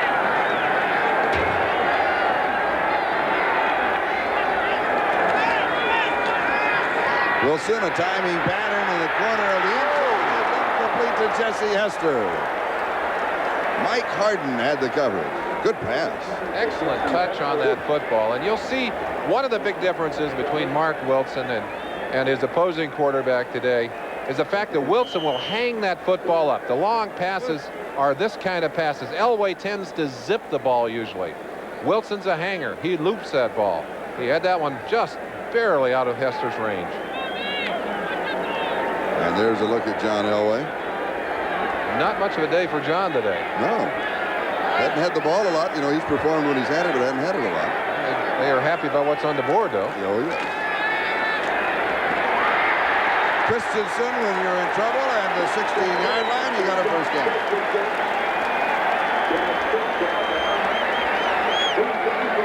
Maybe for those of you who played in the defensive backfield or wanted to be one, you can feel like you're part of it here as Todd Christensen comes right at you.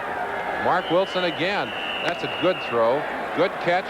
Hard to control a receiver when he breaks crisply and gets that kind of pass. Into the third quarter. We'll be back after these messages from your local station. In a matchup that has a lot of interesting numbers, here's still one more. In the fourth quarter this year, the Broncos have outscored their opponents almost 2-1. Not quite, but almost 2-1. The Raiders have been outscored more than 2-1 in the fourth quarter. Charlie, I'm so glad that statistics don't determine the outcome of the game. It's still going to be decided down there on the floor of the Coliseum. Right now, the Raiders trying to make sure that they get themselves back into it. first down at the Denver 16. Here's Marcus Allen. 4 yards to the 12, second down and 6. Tony Lilly with the tackle. We gave you an opportunity to put on your helmet, your shoulder pads, and play in the defensive backfield. Now you can be a defensive end. Simon Fletcher, number 73, doing a good job of getting off the block and getting outside. Tony Lilly, 22, up from his position in the backfield. Between the two of them, they were able to corral Marcus Allen, but he's still got about 4 yards on the play. Second down and 6 at the 12-yard line. Denver leads 14-3.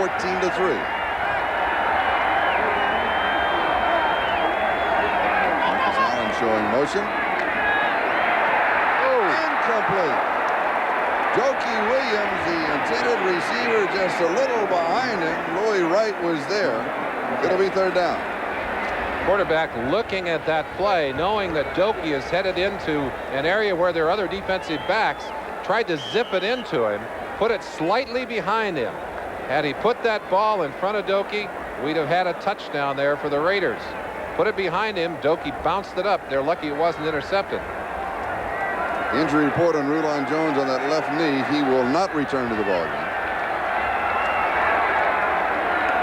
And here's Marcus Allen. Third down and 6.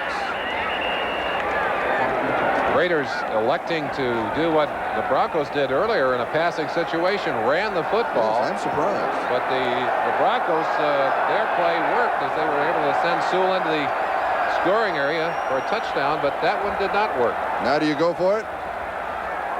I think maybe the Raiders will. They certainly haven't sent Chris Barr onto the field. And here that the election has already been made. Tom Flores saying, hey, we don't need 3, we need 7. Fourth down and 2 with 13 and a half minutes to go. That's a lot of time. Raiders saying, quiet down. Hey, come on, quiet down. And they're going to charge Denver with a timeout. And that is their first. They have 2 remaining. We'll be back in a moment. Electronics store. This is Charlie Jones, Merlin Olsen, the Denver Broncos, and the Los Angeles Raiders. Denver on top by 11. The Raiders fourth down and 2 at the Denver 8-yard line. And they're going for it. You go with Marcus Allen. Well, I think you go to your money man here. Let's see if Tom Flores agrees.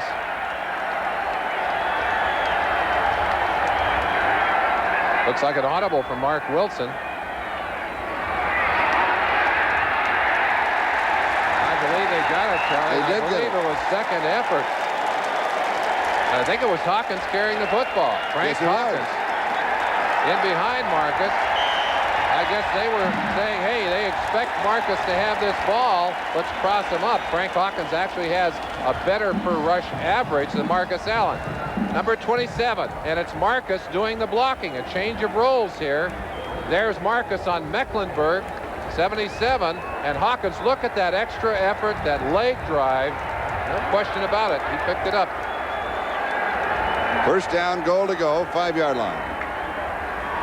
Woo. And Marcus this time over the right side. And it'll be second down, goal to go from the 3. Simon Fletcher was there to make the stop, along with Jim Ryan. Now mark it comfortably inside the 5, just inside the 4-yard line. Be a second down and goal. The gamble paid off for the Broncos, at least to this point. Now they need to get the 7 points, put them on the board. Interesting choice this early in the game to go on a situation like that where you have a long fourth and a yard and a half, almost 2 yards. And Steve Strahan is in, and he shows motion. And this is a setup for a screen and the sack, the 3rd for the Broncos. And a big loss of 16 yards. Tony Lilly got it. Marcus all alone in the end zone. They thought they could freeze the defense with the play action, but Denver wasn't having any part of it. They're coming on an all-out blitz.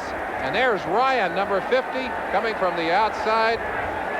22, Tony Lilly, coming from the inside, a linebacker and a defensive back. And Mark Wilson did not have a chance. And for Tony Lilly, his first sack, and there's a look at the sack ratio. It's been a problem all year for the Raiders. Third down, goal to go.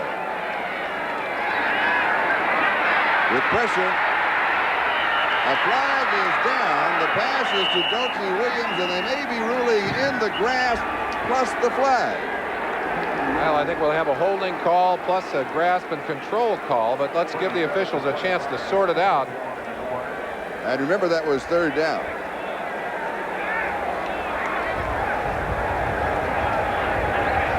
There's a man who would like a chance, Jimmy Plunkett. Holding against the Raiders. So remember, a moment ago, they were just inside the 4.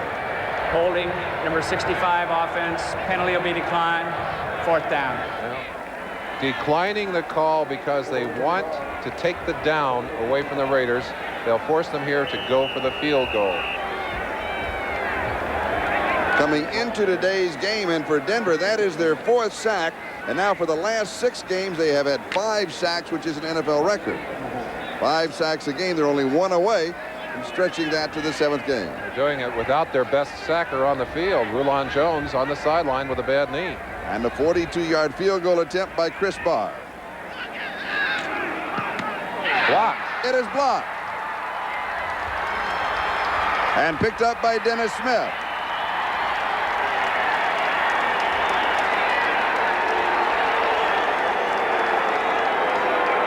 Capacity crowd sensing that their Raiders had a chance to put points on the board. Not only see them denied the touchdown, but now with a low kick, they're denied an opportunity for 3 points. Simon Fletcher is going to receive credit for reaching up and slapping the attempt down. I believe that was a low kick. Yeah. Fletcher up in the air well, but that ball usually would be above his hands if Chris gets a good shot on it.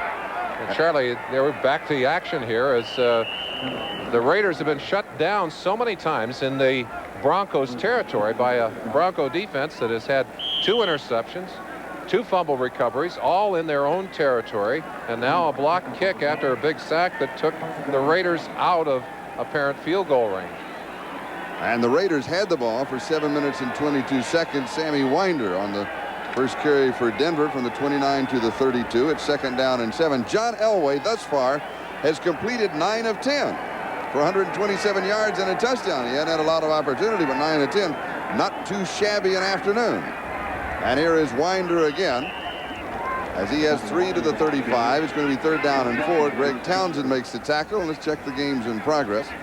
In the National Football League this afternoon, the Jets continue to waltz away from Seattle. San Diego leading Kansas City now 16-7. The Chiefs finally got on the scoreboard. Minnesota beginning to pull away from Washington. So Minnesota truly is a playoff team. And here the score is Denver 14, the Los Angeles Raiders 3. Now with 9:50 and counting, that is the time remaining in the ball game at the Coliseum. And I'll tell you, Dan Reeves right now on the sideline is saying, let's just run that football, control the clock, and take the time away from, and Denver Broncos call a timeout. That's Some their second. confusion as Elway pulled away from the center, either some misunderstandings on the offensive side or a defense he didn't like, one or the other. So we'll take a timeout. The score is Denver 14, Los Angeles 3. Head coaches and their timeouts remaining. Broncos have wasted a couple of timeouts in this half. That could come back to haunt them. Denver 3rd down and 4 at their own 35. And Elway slips away and heads for the sideline. Penalty flags were already on the ground. I think we had an offsides on the Raiders. But Charlie, here's something we alluded to earlier in the game. The fact that these 2 teams have not split a season series since 1977. And of course, if you believe in history, you'd have said coming in the Broncos have it going for them. And yet the Raiders coming in off a 5-game winning streak. They really appeared to have their offensive situation together. They've been playing good defense all year. But their offense has certainly self-destructed many, many times today against a good Denver defense. And I think we need to give them some credit in that situation. The penalty against the Raiders, so it'll be a 1st down for Denver.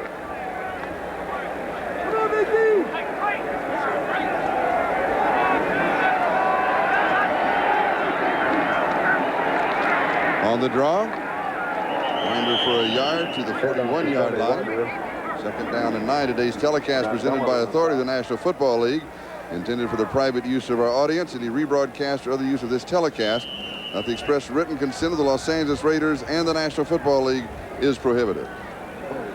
Denver Bronco apparently injured on that last play as the trainers head out onto the field. Dave Studdard, I believe, number 70, is the man on the ground. Yes, it is Studdard. And with injury problems already plaguing them, Keith Bishop hurt. That could be a severe blow. We have a timeout, and we'll be back in a moment. For this kind of injury, watch Studdard being driven to the inside, number 70, and then watch him as Billy Bryant, the center, throws Piquel right there. Stop it. And you can see it as Piquel falls across the ankle and the knee, and they've got him on the sideline checking it out. That means Dan Remsburg has gone into the game in his place, and that's 2 subs in there with Bishop, the whole left side of that line out now. Bishop and Studdard both out. 2nd and 9. Gerald Wilhite across the 45 to the 46-yard line. It'll be 3rd down and about 4. Let's check the complete scoreboard. The Giants win by 3 over Dallas. The Giants are going to be in first place in the East because Washington is losing right now. New England wins over Atlanta. That's a good one for New England. Cleveland over Indianapolis. Miami over Houston. That was expected. The upset, New Orleans over San Francisco, 23-10. Pittsburgh wins. Tampa Bay wins. And St. Louis wins. St. Louis has been struggling, but they beat Philadelphia. Jets way out in front of Seattle. San Diego continues to lead Kansas City, and Minnesota over Washington. And here it is, Denver out in front by 11, 14-3. Elway on the run, and the pass is complete for the 1st down. And a good scramble he throws to Vance Johnson. Stephon Adams makes the tackle. That's really kind of the first true scrambling ability of Elway that we've seen today. Charlie, reading my mind exactly, Elway has been content to play a relatively conservative game today, and of course they don't want him to scramble unless he has to. He has to here. They are all over him. Townsend 93, 57 Robinson. He threw that on the dead run. Oh, I tell you, that is tough. Good catch by Vance Johnson, but if you want to do something difficult, try throwing at a moving target when you're running full speed toward the sideline. And 3 people are chasing you. Yeah, that's right. And it's not as if it's just run toward the sideline. A gain of 12, 1st down at the Raiders' 42-yard line. Joey Hackett showing a little motion, and Winder gets the call. Gain of 4 to the 37, 2nd and 6. Rod Martin makes the tackle. Football trivia. What team holds the NFL record for the fewest yards passing in a game? I'll let you think about that. Is it regular for a second. season, or is it regular season and postseason? Charlie, don't ask these tough questions. That's It's an NFL record, an NFL Charlie. record. Well, then it'd be regular season. Otherwise, it'd be listed as a postseason record. Because I remember the one playoff game that Bob Greasy only had like 6 completions or something. I didn't know if that applied or not. 2nd and 6. Winder is dumped. He's going to lose a couple of yards on the play. Bill Piquel was there to wrap him up. It's going to be 3rd down and about 8. Excellent play by Piquel as he slanted off the nose, drove into the backfield. Piquel, you see that tape strapped over the nose. That helmet drove down over and split his nose wide open. One of the common injuries for particularly the big men down on the line who so often have that helmet slammed down onto their heads and tipped forward. 3rd down. Elway now with 10 straight completions. Flag is down. The pass far side is complete. As Steve Sewell, no, he's out of bounds, but there was a marker on the play also. There's an offsides on the Raiders that will keep them alive in this situation. The right defensively jumped. He was able to stop himself, but his head was over the ball. Offsides Los Angeles. Let's look at the end of that last play. A rather artistic move by Sewell, trying to get his feet down inbounds. 1 foot in, 2nd foot out. Good call by the official who's right there on the sideline. 2nd foot on the line. Defense, still 3rd down. Mike Wise ticketed on that particular play, activated this last week. I think in anticipation for the problem that Howie Long would not be able to play. That's not the kind of thing you want to have your name mentioned for, though, Charlie. I was in the replay booth talking with the replay official Jack Reeder and Al Ward, who's the communicator. And I said, "Are you going to have a busy afternoon?" They said, "We hope not. We hope not." No, they certainly don't. And they so, don't want to have to make those calls. And so far they have. So far they have. Big play here. Here's Winder, and may come up. Yes, he'll be short. Good play by the Raider defense. Winder running in behind the left side of that line, and got to remind folks that that's Winfred Hood and Dan Remsburg over there instead of Studdard and Bishop. See the snap, a little toss back to Winder. Good lead block in there. Good play inside out. Reggie McKenzie, number 54, the man who really put the shot on him there to finish him off. We're moving on the 5-minute mark. Time remaining. Broncos are leading 14-3. It is 4th down and 1, and they're going to go for it. Interesting call. Of course, you don't gain much here with a punt, and it's a long field goal for Carlos. It would be a 50-yard field goal attempt. And the flag goes down. Do we have delay of game? We have a penalty, I think, against Denver. At any rate, this might change. Yes, it does. Will change their thinking, as they will now go to a punt. And be sure to join us next Sunday for exciting NFL action. Your day kicks off with NFL 86. Offense, still 4th down. At 12:30 Eastern Daylight Time. Bob Costas, your host, and then it's a shootout in Texas as the Raiders will be battling the Cowboys, and the AFC Western Division leading Denver Broncos will be hosting the San Diego Chargers. Be sure to check your local listings for the game and time in your area. Your team plays here on NBC Sports. Just looking ahead, Danny White, broken wrist today for Dallas. Chance for Steve Pallor to go back into that lineup, maybe even Reggie Collier. Chris Norman kicking to Fulton Walker. It's been an adventure. They're after him again. Oh! And it goes into the end zone for the touchback. So the Raiders will bring it out to their own 20-yard line. They'll have the ball 1st down. Norman not happy. Let's go back and lay that answer for our trivia question on you. The question again, what team holds the NFL record for fewest yards passing in a game? Of course, the two teams involved, these two teams, the Raiders and the Broncos, and it was the Denver Broncos in 1967. Steve Tensey, the quarterback who started that game, a minus 53 yards against the then Oakland Raiders. How could you have a minus 53 yards passing? Well, you take away all the yardage on the sacks, Charlie, and you don't complete many passes. Yes, you don't. I like you don't complete many passes at all. Denver, by the way, had the ball almost 6.5 minutes. They ran that much time off of the clock. You've got just over 4.5 to go. Wilson throws far side incomplete. Good defensive play as Dennis Smith was there. Hester, the intended receiver. It'll be 2nd down. Dennis Smith there to put that hand. Timing is so important for those defensive backs. As he arrives, if he hits that receiver before the ball arrives, he'll be ticketed for a foul. Jesse Hester trying to get squared away, catch that ball. Smith just timing it perfectly, put a hand on the football and wasn't called. Charlie, just to tack on, the 4th quarter last week, the Seattle Seahawks were minus 21 yards when they finally took Craig out of the game. So that is unusual, but not that unusual. Wilson's pass is almost intercepted. Marcus Allen, the intended receiver, and Randy Robbins almost took it over his shoulder as if he was a receiver. It'll be 3rd down, back at the 20. Crowd getting restless here as the Raiders seemingly just can't put it together today. You see the long shadows, the late evening sun coming in over the edge of the Coliseum can get to be a real factor here today, and perhaps that's what trapped Marcus on that last play. 3rd and 10. And Wilson has completed 17 of 31, 244 yards. He's been intercepted twice. And the Raiders have a lone field goal. They're behind 14-3. There's pressure. He steps away, buys some time, throws, tight end, Todd Christensen.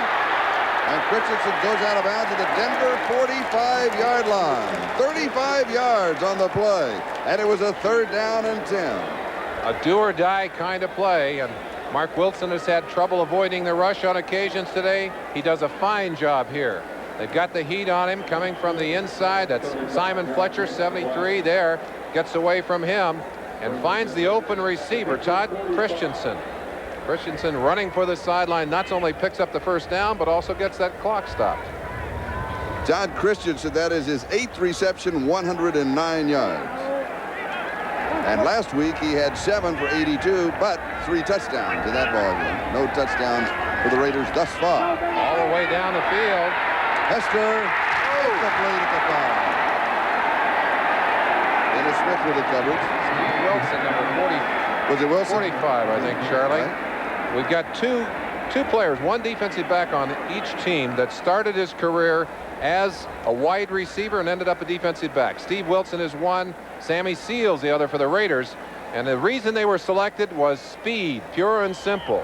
Able to match speed with the receiver. And you saw Wilson stride for stride with Jesse Hester, 84. That ball well thrown by the quarterback. And Hester replaced by another speedster, Rod Barksdale. And we have 4:06 left to go. Wilson has pressure. Christensen has it. The dying quail as Mark Wilson was going down, and they pick up 21 yards and a first down, and the Raiders rally. Raiders already in a hurry-up offense because one touchdown doesn't do it for them. They know they got to get a couple of scores on the board. Mark Wilson gets them right to the line. Let's see what he has in mind. First down at the Denver 23. Wilson again. This time to the 20-yard line. It is Marcus Allen, brought down by Randy Robbins. A gain of 3, 2nd and 7. Andre Townsend had a hold of him as he threw that football. Did a good job of getting it off. And as we check the games in progress, the Raiders call a timeout. The Jets in front. Kansas City climbing back at San Diego. And Minnesota continues to lead Washington.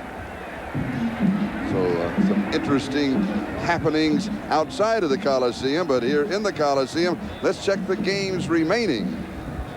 Well, if you're a schedule watcher, you know that the Broncos really have a tough row to hoe in the last part of this season. The Raiders hoping they could win today and then would hope for a little help along the way from some very tough teams, in particular on the road against the Giants, on the road against Kansas City. They got to go to Seattle, 3 big divisional games. And of course, the Raiders themselves don't have a piece of cake as they head to Dallas this next week, Cleveland, San Diego, but an easier schedule than the one facing the Broncos. Now we'll take a look at the standings and then the conference standings, but also remember what else is going on today. Now remember, the Raiders, Kansas City, and Seattle tied at 5-3 records behind Denver. At this point, the Raiders, Kansas City, and Seattle are all losing. So Denver can have, if they continue to win, they can have a lot of breathing room. Well, you see there that the difference in the conference and divisional races is not significant if the Raiders were to win today. However, you put another loss in that side of the column for the Raiders, and you've given the Broncos a very tough edge to overcome in the second half of these seasons. The ball at the 20-yard line of Denver, 2nd down and 7, 3:32 the time remaining. Into the end zone. Touchdown, Hester.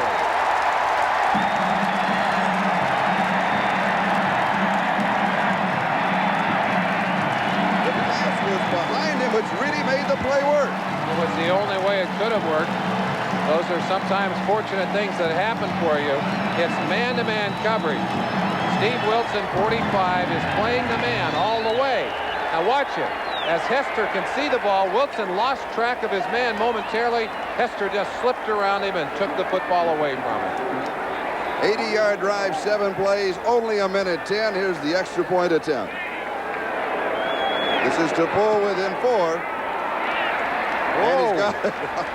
Boy, that's making it ugly there. Again, a low kick. The excitement is back in the kicking game, isn't it?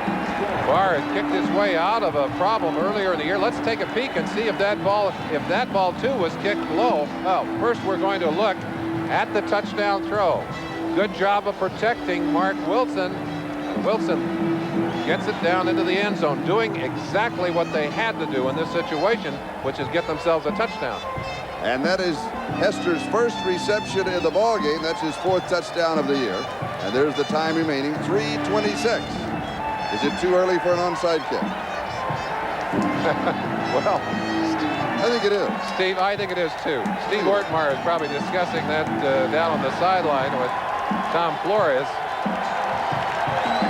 Chance to thank our Here's the extra point. Let's go back and take a peek. Mark Wilson holds, by the way, on the extra point. See if we can see what happened. No problems there, but you see Chris Barr shaking his head. I think maybe an indication that he didn't get that ball up where it should have been. Let's see if we can see it from this angle. That ball is low, and it's Simon Fletcher again, the man who blocked one earlier. Got his fingers on that one. And on an extra point, you've got to get that ball up, get it over their heads. Fletcher at 6'5", 240 got a piece of it. The Broncos have their hands team on in case there is an onside kick. Well, and an opportunity if the Raiders want to kick the ball deep, knowing that it's going to be difficult to return the ball with this many men up. If it is an onside kick, it must go 10 yards before the kicking team can touch it. How they kick it away? Kind of a squib type kick. They're just trying to drop it in behind the line. Gene Lang picks it up and heads for the sideline. Wilhite was the deep back on the return. So it was like an almost, I'll drop it over the front line, see if somebody can run under it. I think that's a very cleverly designed onside kick. Yes. One that's designed to spin, and he got a lot of spin on that ball, but was well handled by the Broncos. Charlie, timeouts could be a factor this game. Bronco has one, and the Raiders have given up one, so they only have two. But right now, pressure squarely on the Raider defense. They have got to take the football away from the Broncos to give their offense another opportunity. And the fans are now back into the ballgame. Denver leads by 4. And Winder cut down at the line of scrimmage. No, it's Wilhite cut down by Bill Pickel. Pickel, following that play inside out from his nose tackle position, did an excellent job of making that tackle.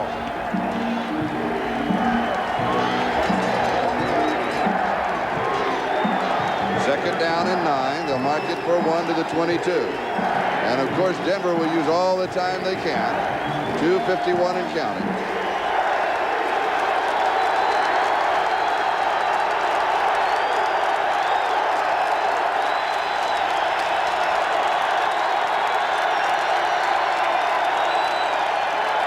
Play action fake. Elway fires to the sideline. I think it's a good reception. Yes. He's going to be a little short of the first down. He's going to bring up a very, very big third down play for the Denver Broncos. Vance Johnson with the reception. Here's the quarterback comparison. You look at that, it's hard to believe that Elway has that kind of numbers because he does not seem to have been that big a factor in the game today.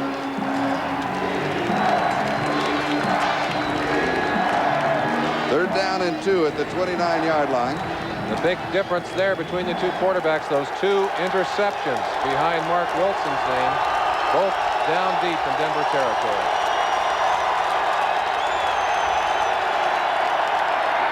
Play action fake. Here's the scramble of Elway.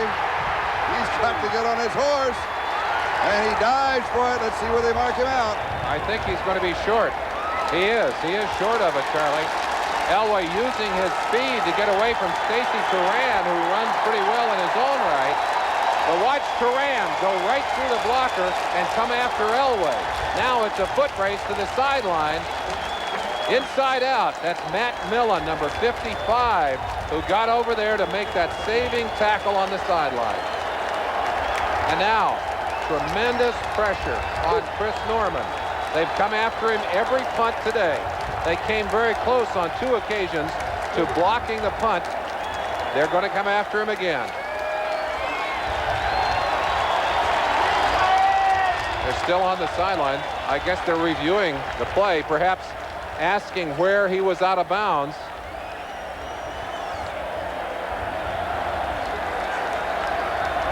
First opportunity for the replay officials to get involved in this game. They'll look to the sideline and mark it again.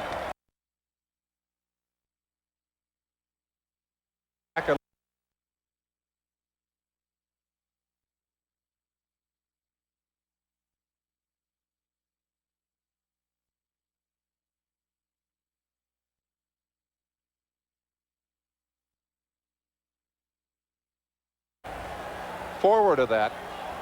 He needed to get to the 31. He did not get to the 31. No, he didn't get to the 31, but back there you see the ball. That's as good a spot as any. That's the 29. You know. Well, it's in the neighborhood. Relatively immaterial. I think Reeves will play it conservatively at this point anyway and kick the ball, even if he's close to a first down. He wants to put as much green between Mark Wilson and his offense in the end zone as he possibly can.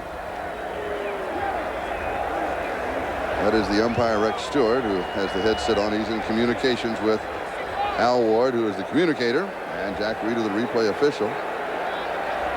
And I'm sure that that's the point, Merlin. It just have to be. Well, I think it's absolutely. I think it's the.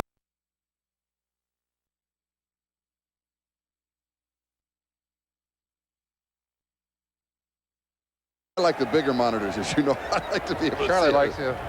I like a huge one. I'm sure they're looking at the mark. I don't know what else it could be at that point. And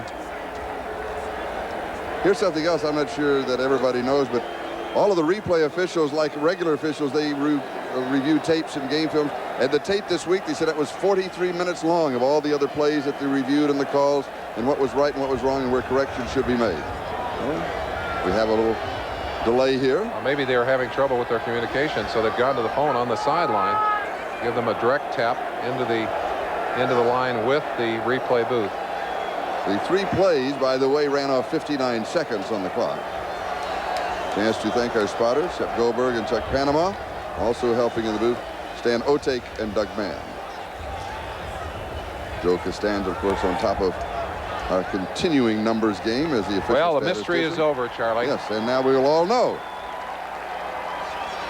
Tell us, Jerry. Because the official covering the play was dazed, the forward progress was in question. After further review by the instant replay official, the play will stand. The ball is where it is, fourth down. You notice that line, the official was dazed. I mean, they get bumps and bruises too. I'll tell you, Charlie, I played in a lot of games where I was sure that the officials were dazed. Well, that's a tough statement to make. You know, that'll come back to haunt them, won't it? Well, I think the call is a good one from our replays. Yes. It was obvious that Elway did not have the yardage for the first down. An opportunity, by the way, for the Raiders to discuss their strategy and get themselves ready. They're going to get the football. Now it's just a question of where. Now, do you play return here or do you go for the block? I think you go for the block. I'd be tempted to play return. And let's see what they do. He has not kicked it well under pressure today, Charlie. Yeah, they're going for the return. They play return, and he has a good kick. And he booms it. But the wind does hold it up. Fair catch is taken at the 35-yard line. So the Raiders really got a long way to go. They've got the 36-yard punt. They've got to go for the touchdown.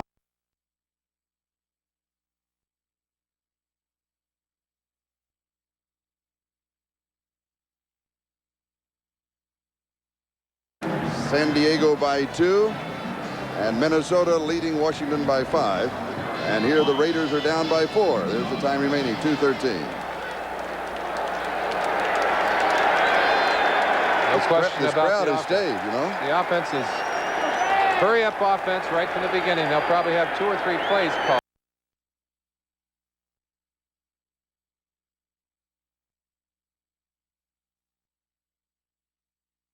That's the way to end it all right there. If he catches that football, it's 7 points for the Broncos, not for the Raiders.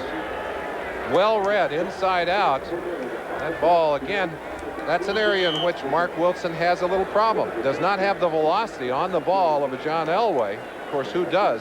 But in that situation, there was time after the ball was thrown for the defensive back to recover and get a hand on it. Going to Marcus Allen. It is now 2nd and 10. Raiders ball, their own 36. They have 2 timeouts remaining and 2:08 left. 4-man rush by Denver. Flag is down. The pass is complete to Marcus Allen. The clock is stopped with the marker at 2:01. I think we'll probably have a holding call against the Raiders offense, and this will be a choice for Denver. Do they want to take the down or the 10 yards? Reeves is saying, well, Joe Collier is saying take him back. He wants the yardage. He doesn't care about the number of downs. He wants to make it as much real estate as possible. Henry Lawrence over there arguing with the official. I believe he's the man they're going to call. Holding number 70 offense, still 2nd down. Take it back to the 26. 2nd and 20. Well, with 2 minutes on the clock now, and we've got a 2-minute warning, I believe. Yes. And the 2-minute warning to both benches. The score, Denver 14, Raiders 10. We'll be back. Raiders in their own huddle, and I'm sure if I were in that huddle, I'd be wanting to know who are the guys that have got us to a point where we're in this game at this point. And Todd Christensen with 9 catches, 131. I think it'd be the guy I'd be looking for. Oh, yes. Marcus, although he's healthy, has not had a great day. And I think, again, that ankle is bothering his performance still somewhat. There's the man that calls the plays. We can only speculate as to what he has sent out onto the field. And, of course, right now, the biggest problem they have is picking up the first down because it's 2nd and 20. Marcus Allen rushed 21 times for 68 yards, receiving 3 for 13. So a total of 81 yards for Marcus Allen. Last time they played, his total was 204 rushing and receiving. And they still lost. That's right. Lost by 2. Now they trail by 4. In the coverage, it is intercepted. Mike Harden with his 2nd interception of the game. And a flag is down. A fight breaking out at the 15-yard line. Simon Fletcher and Charlie Hanna going at it on the sideline, but I think it's after the fact. Mike Harden with the interception. 40 yards on the return. Well, we almost saw Randy Robbins pick it up and take it in. They dodged that one, but they didn't dodge this one. Ball over the head of number 32, Marcus Allen, as he hooks up right there. Mike Harden just steps up and takes it, personal drags fouls, it down. offsetting dead ball fouls on number 73 on each team. After the touchdown was scored, the touchdown is good. They'll kick off from 35. The touchdown stands, and for Mike Harden, that is his 3rd touchdown this year and his 4th interception. Those are big numbers, and of course the biggest numbers right now are on the scoreboard as they line up for a shot at an extra point. It'll be 21-10 if they can convert on the extra point and virtually shut the door at this point in the season on the Raiders, who are going to have a desperately difficult time unless they can get some help to come back and catch up with the Denver Broncos. And if the other scores stand, then Denver's going to have a 3-game lead in the West on everybody. Ooh. We continue to see an adventure with a kicking game. Yes, we Kissed it do. off the inside. Had a problem with the hold. Today's Budweiser most valuable player, you just saw him in action, number 31, Mike Harden, 2 interceptions. The last one shut the door on the Raiders. He returned it 40 yards for the touchdown. And Budweiser will be making a contribution to the United Way on behalf of all of the MVPs selected this season in the National Football League. So congratulations to Mike Harden and the entire Denver defense. There's some sad, long faces on the Raiders side of the line, but it's really the turnovers on the day that have been the killers. Plenty of opportunities for the Raiders. 3 interceptions and 2 fumble recoveries have taken away the opportunities for them to score. They simply couldn't recover from that today. Plus the blocked field goal attempt by The blocked field goal. Yep. Yeah. By Simon Fletcher. Rich Carlos kicking off with Fulton Walker and Stephon Adams. And just a short squib type kick to take away any kind of a major return. And that was Matt Millen. And Los Angeles will go to work as we check all of the scores. The Giants defeating Dallas. New England wins and Cincinnati wins. Cleveland, Miami, and New Orleans with the upset over the 49ers. Pittsburgh over Green Bay. They continue to struggle. Tampa Bay over Buffalo. St. Louis by 3 over Philadelphia. The Jets, that is now official. And in the 4th quarter, look at this, though. Kansas City in front of San Diego. And Minnesota out in front. And Kansas City right now is going to be the team chasing the Denver Broncos. Marcus Allen. 1 minute and 32 seconds. That is the time remaining here. And a note to those viewers who have just joined us to watch Our House. Please stay tuned. Our House will be seen in its entirety immediately following football, except for Mountain and Pacific time zone The program will be seen at its regular time. Jesse Hester on the receiving end at the 40-yard line of Denver. Denver right now exchanging yardage for time, knowing that they've got the certain advantage of both at this moment. Now the officials have stopped the clock. Now the chains haven't moved yet. And now he winds the clock, and the chain crew has to catch up on the sideline.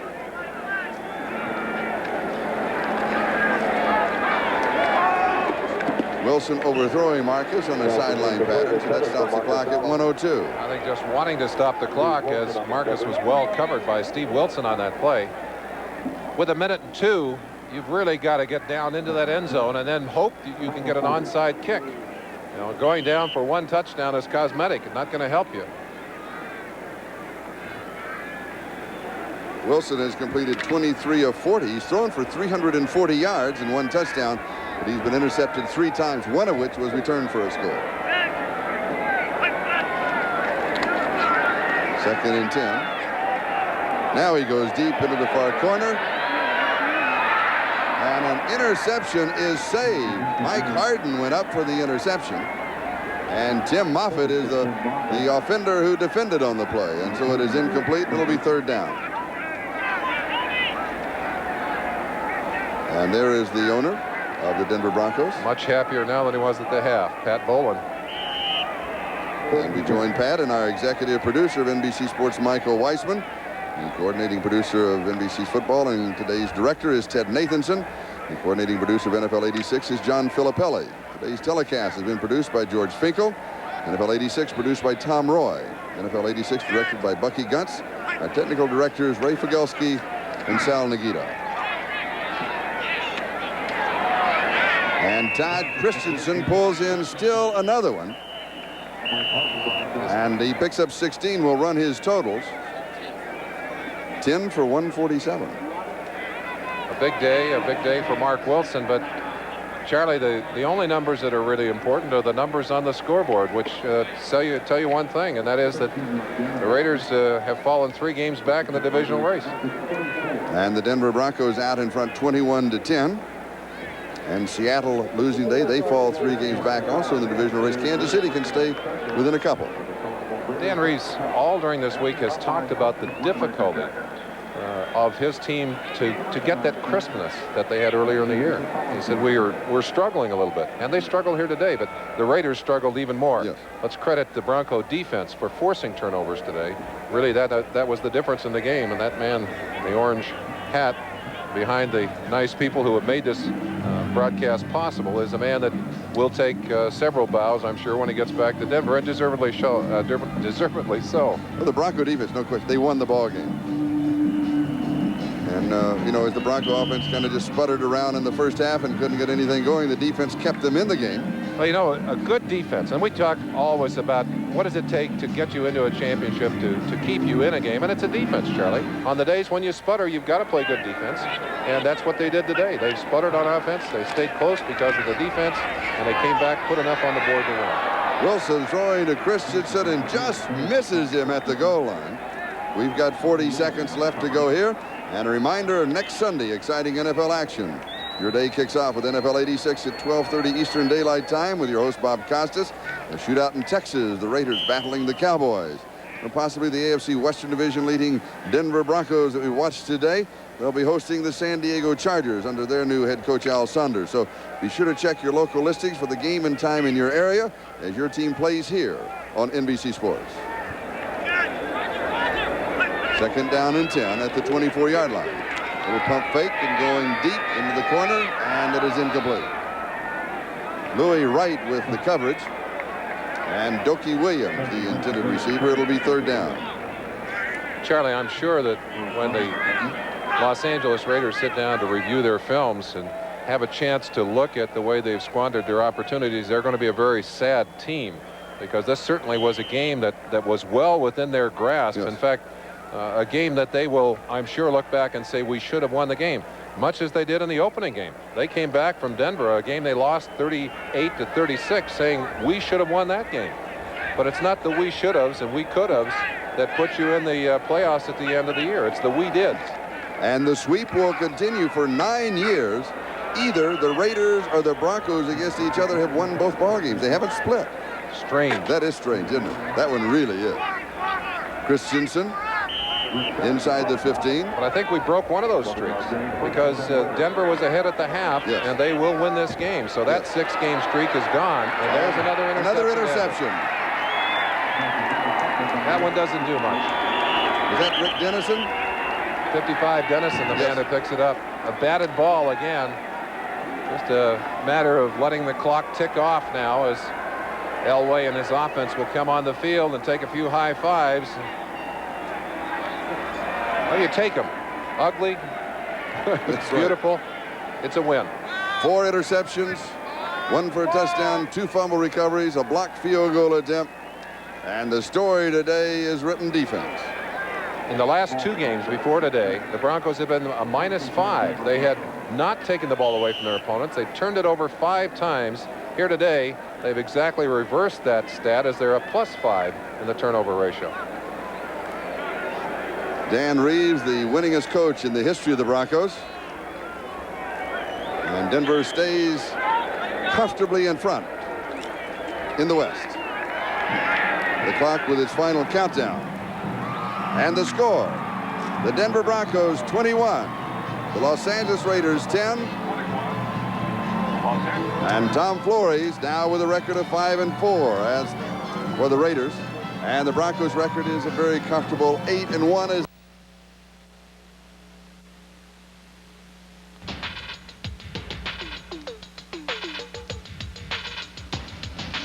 I won't come back, but I'll fight Marvin. And I honestly mean that. This is not a career for me. This is one fight. This is war too. And I come to fight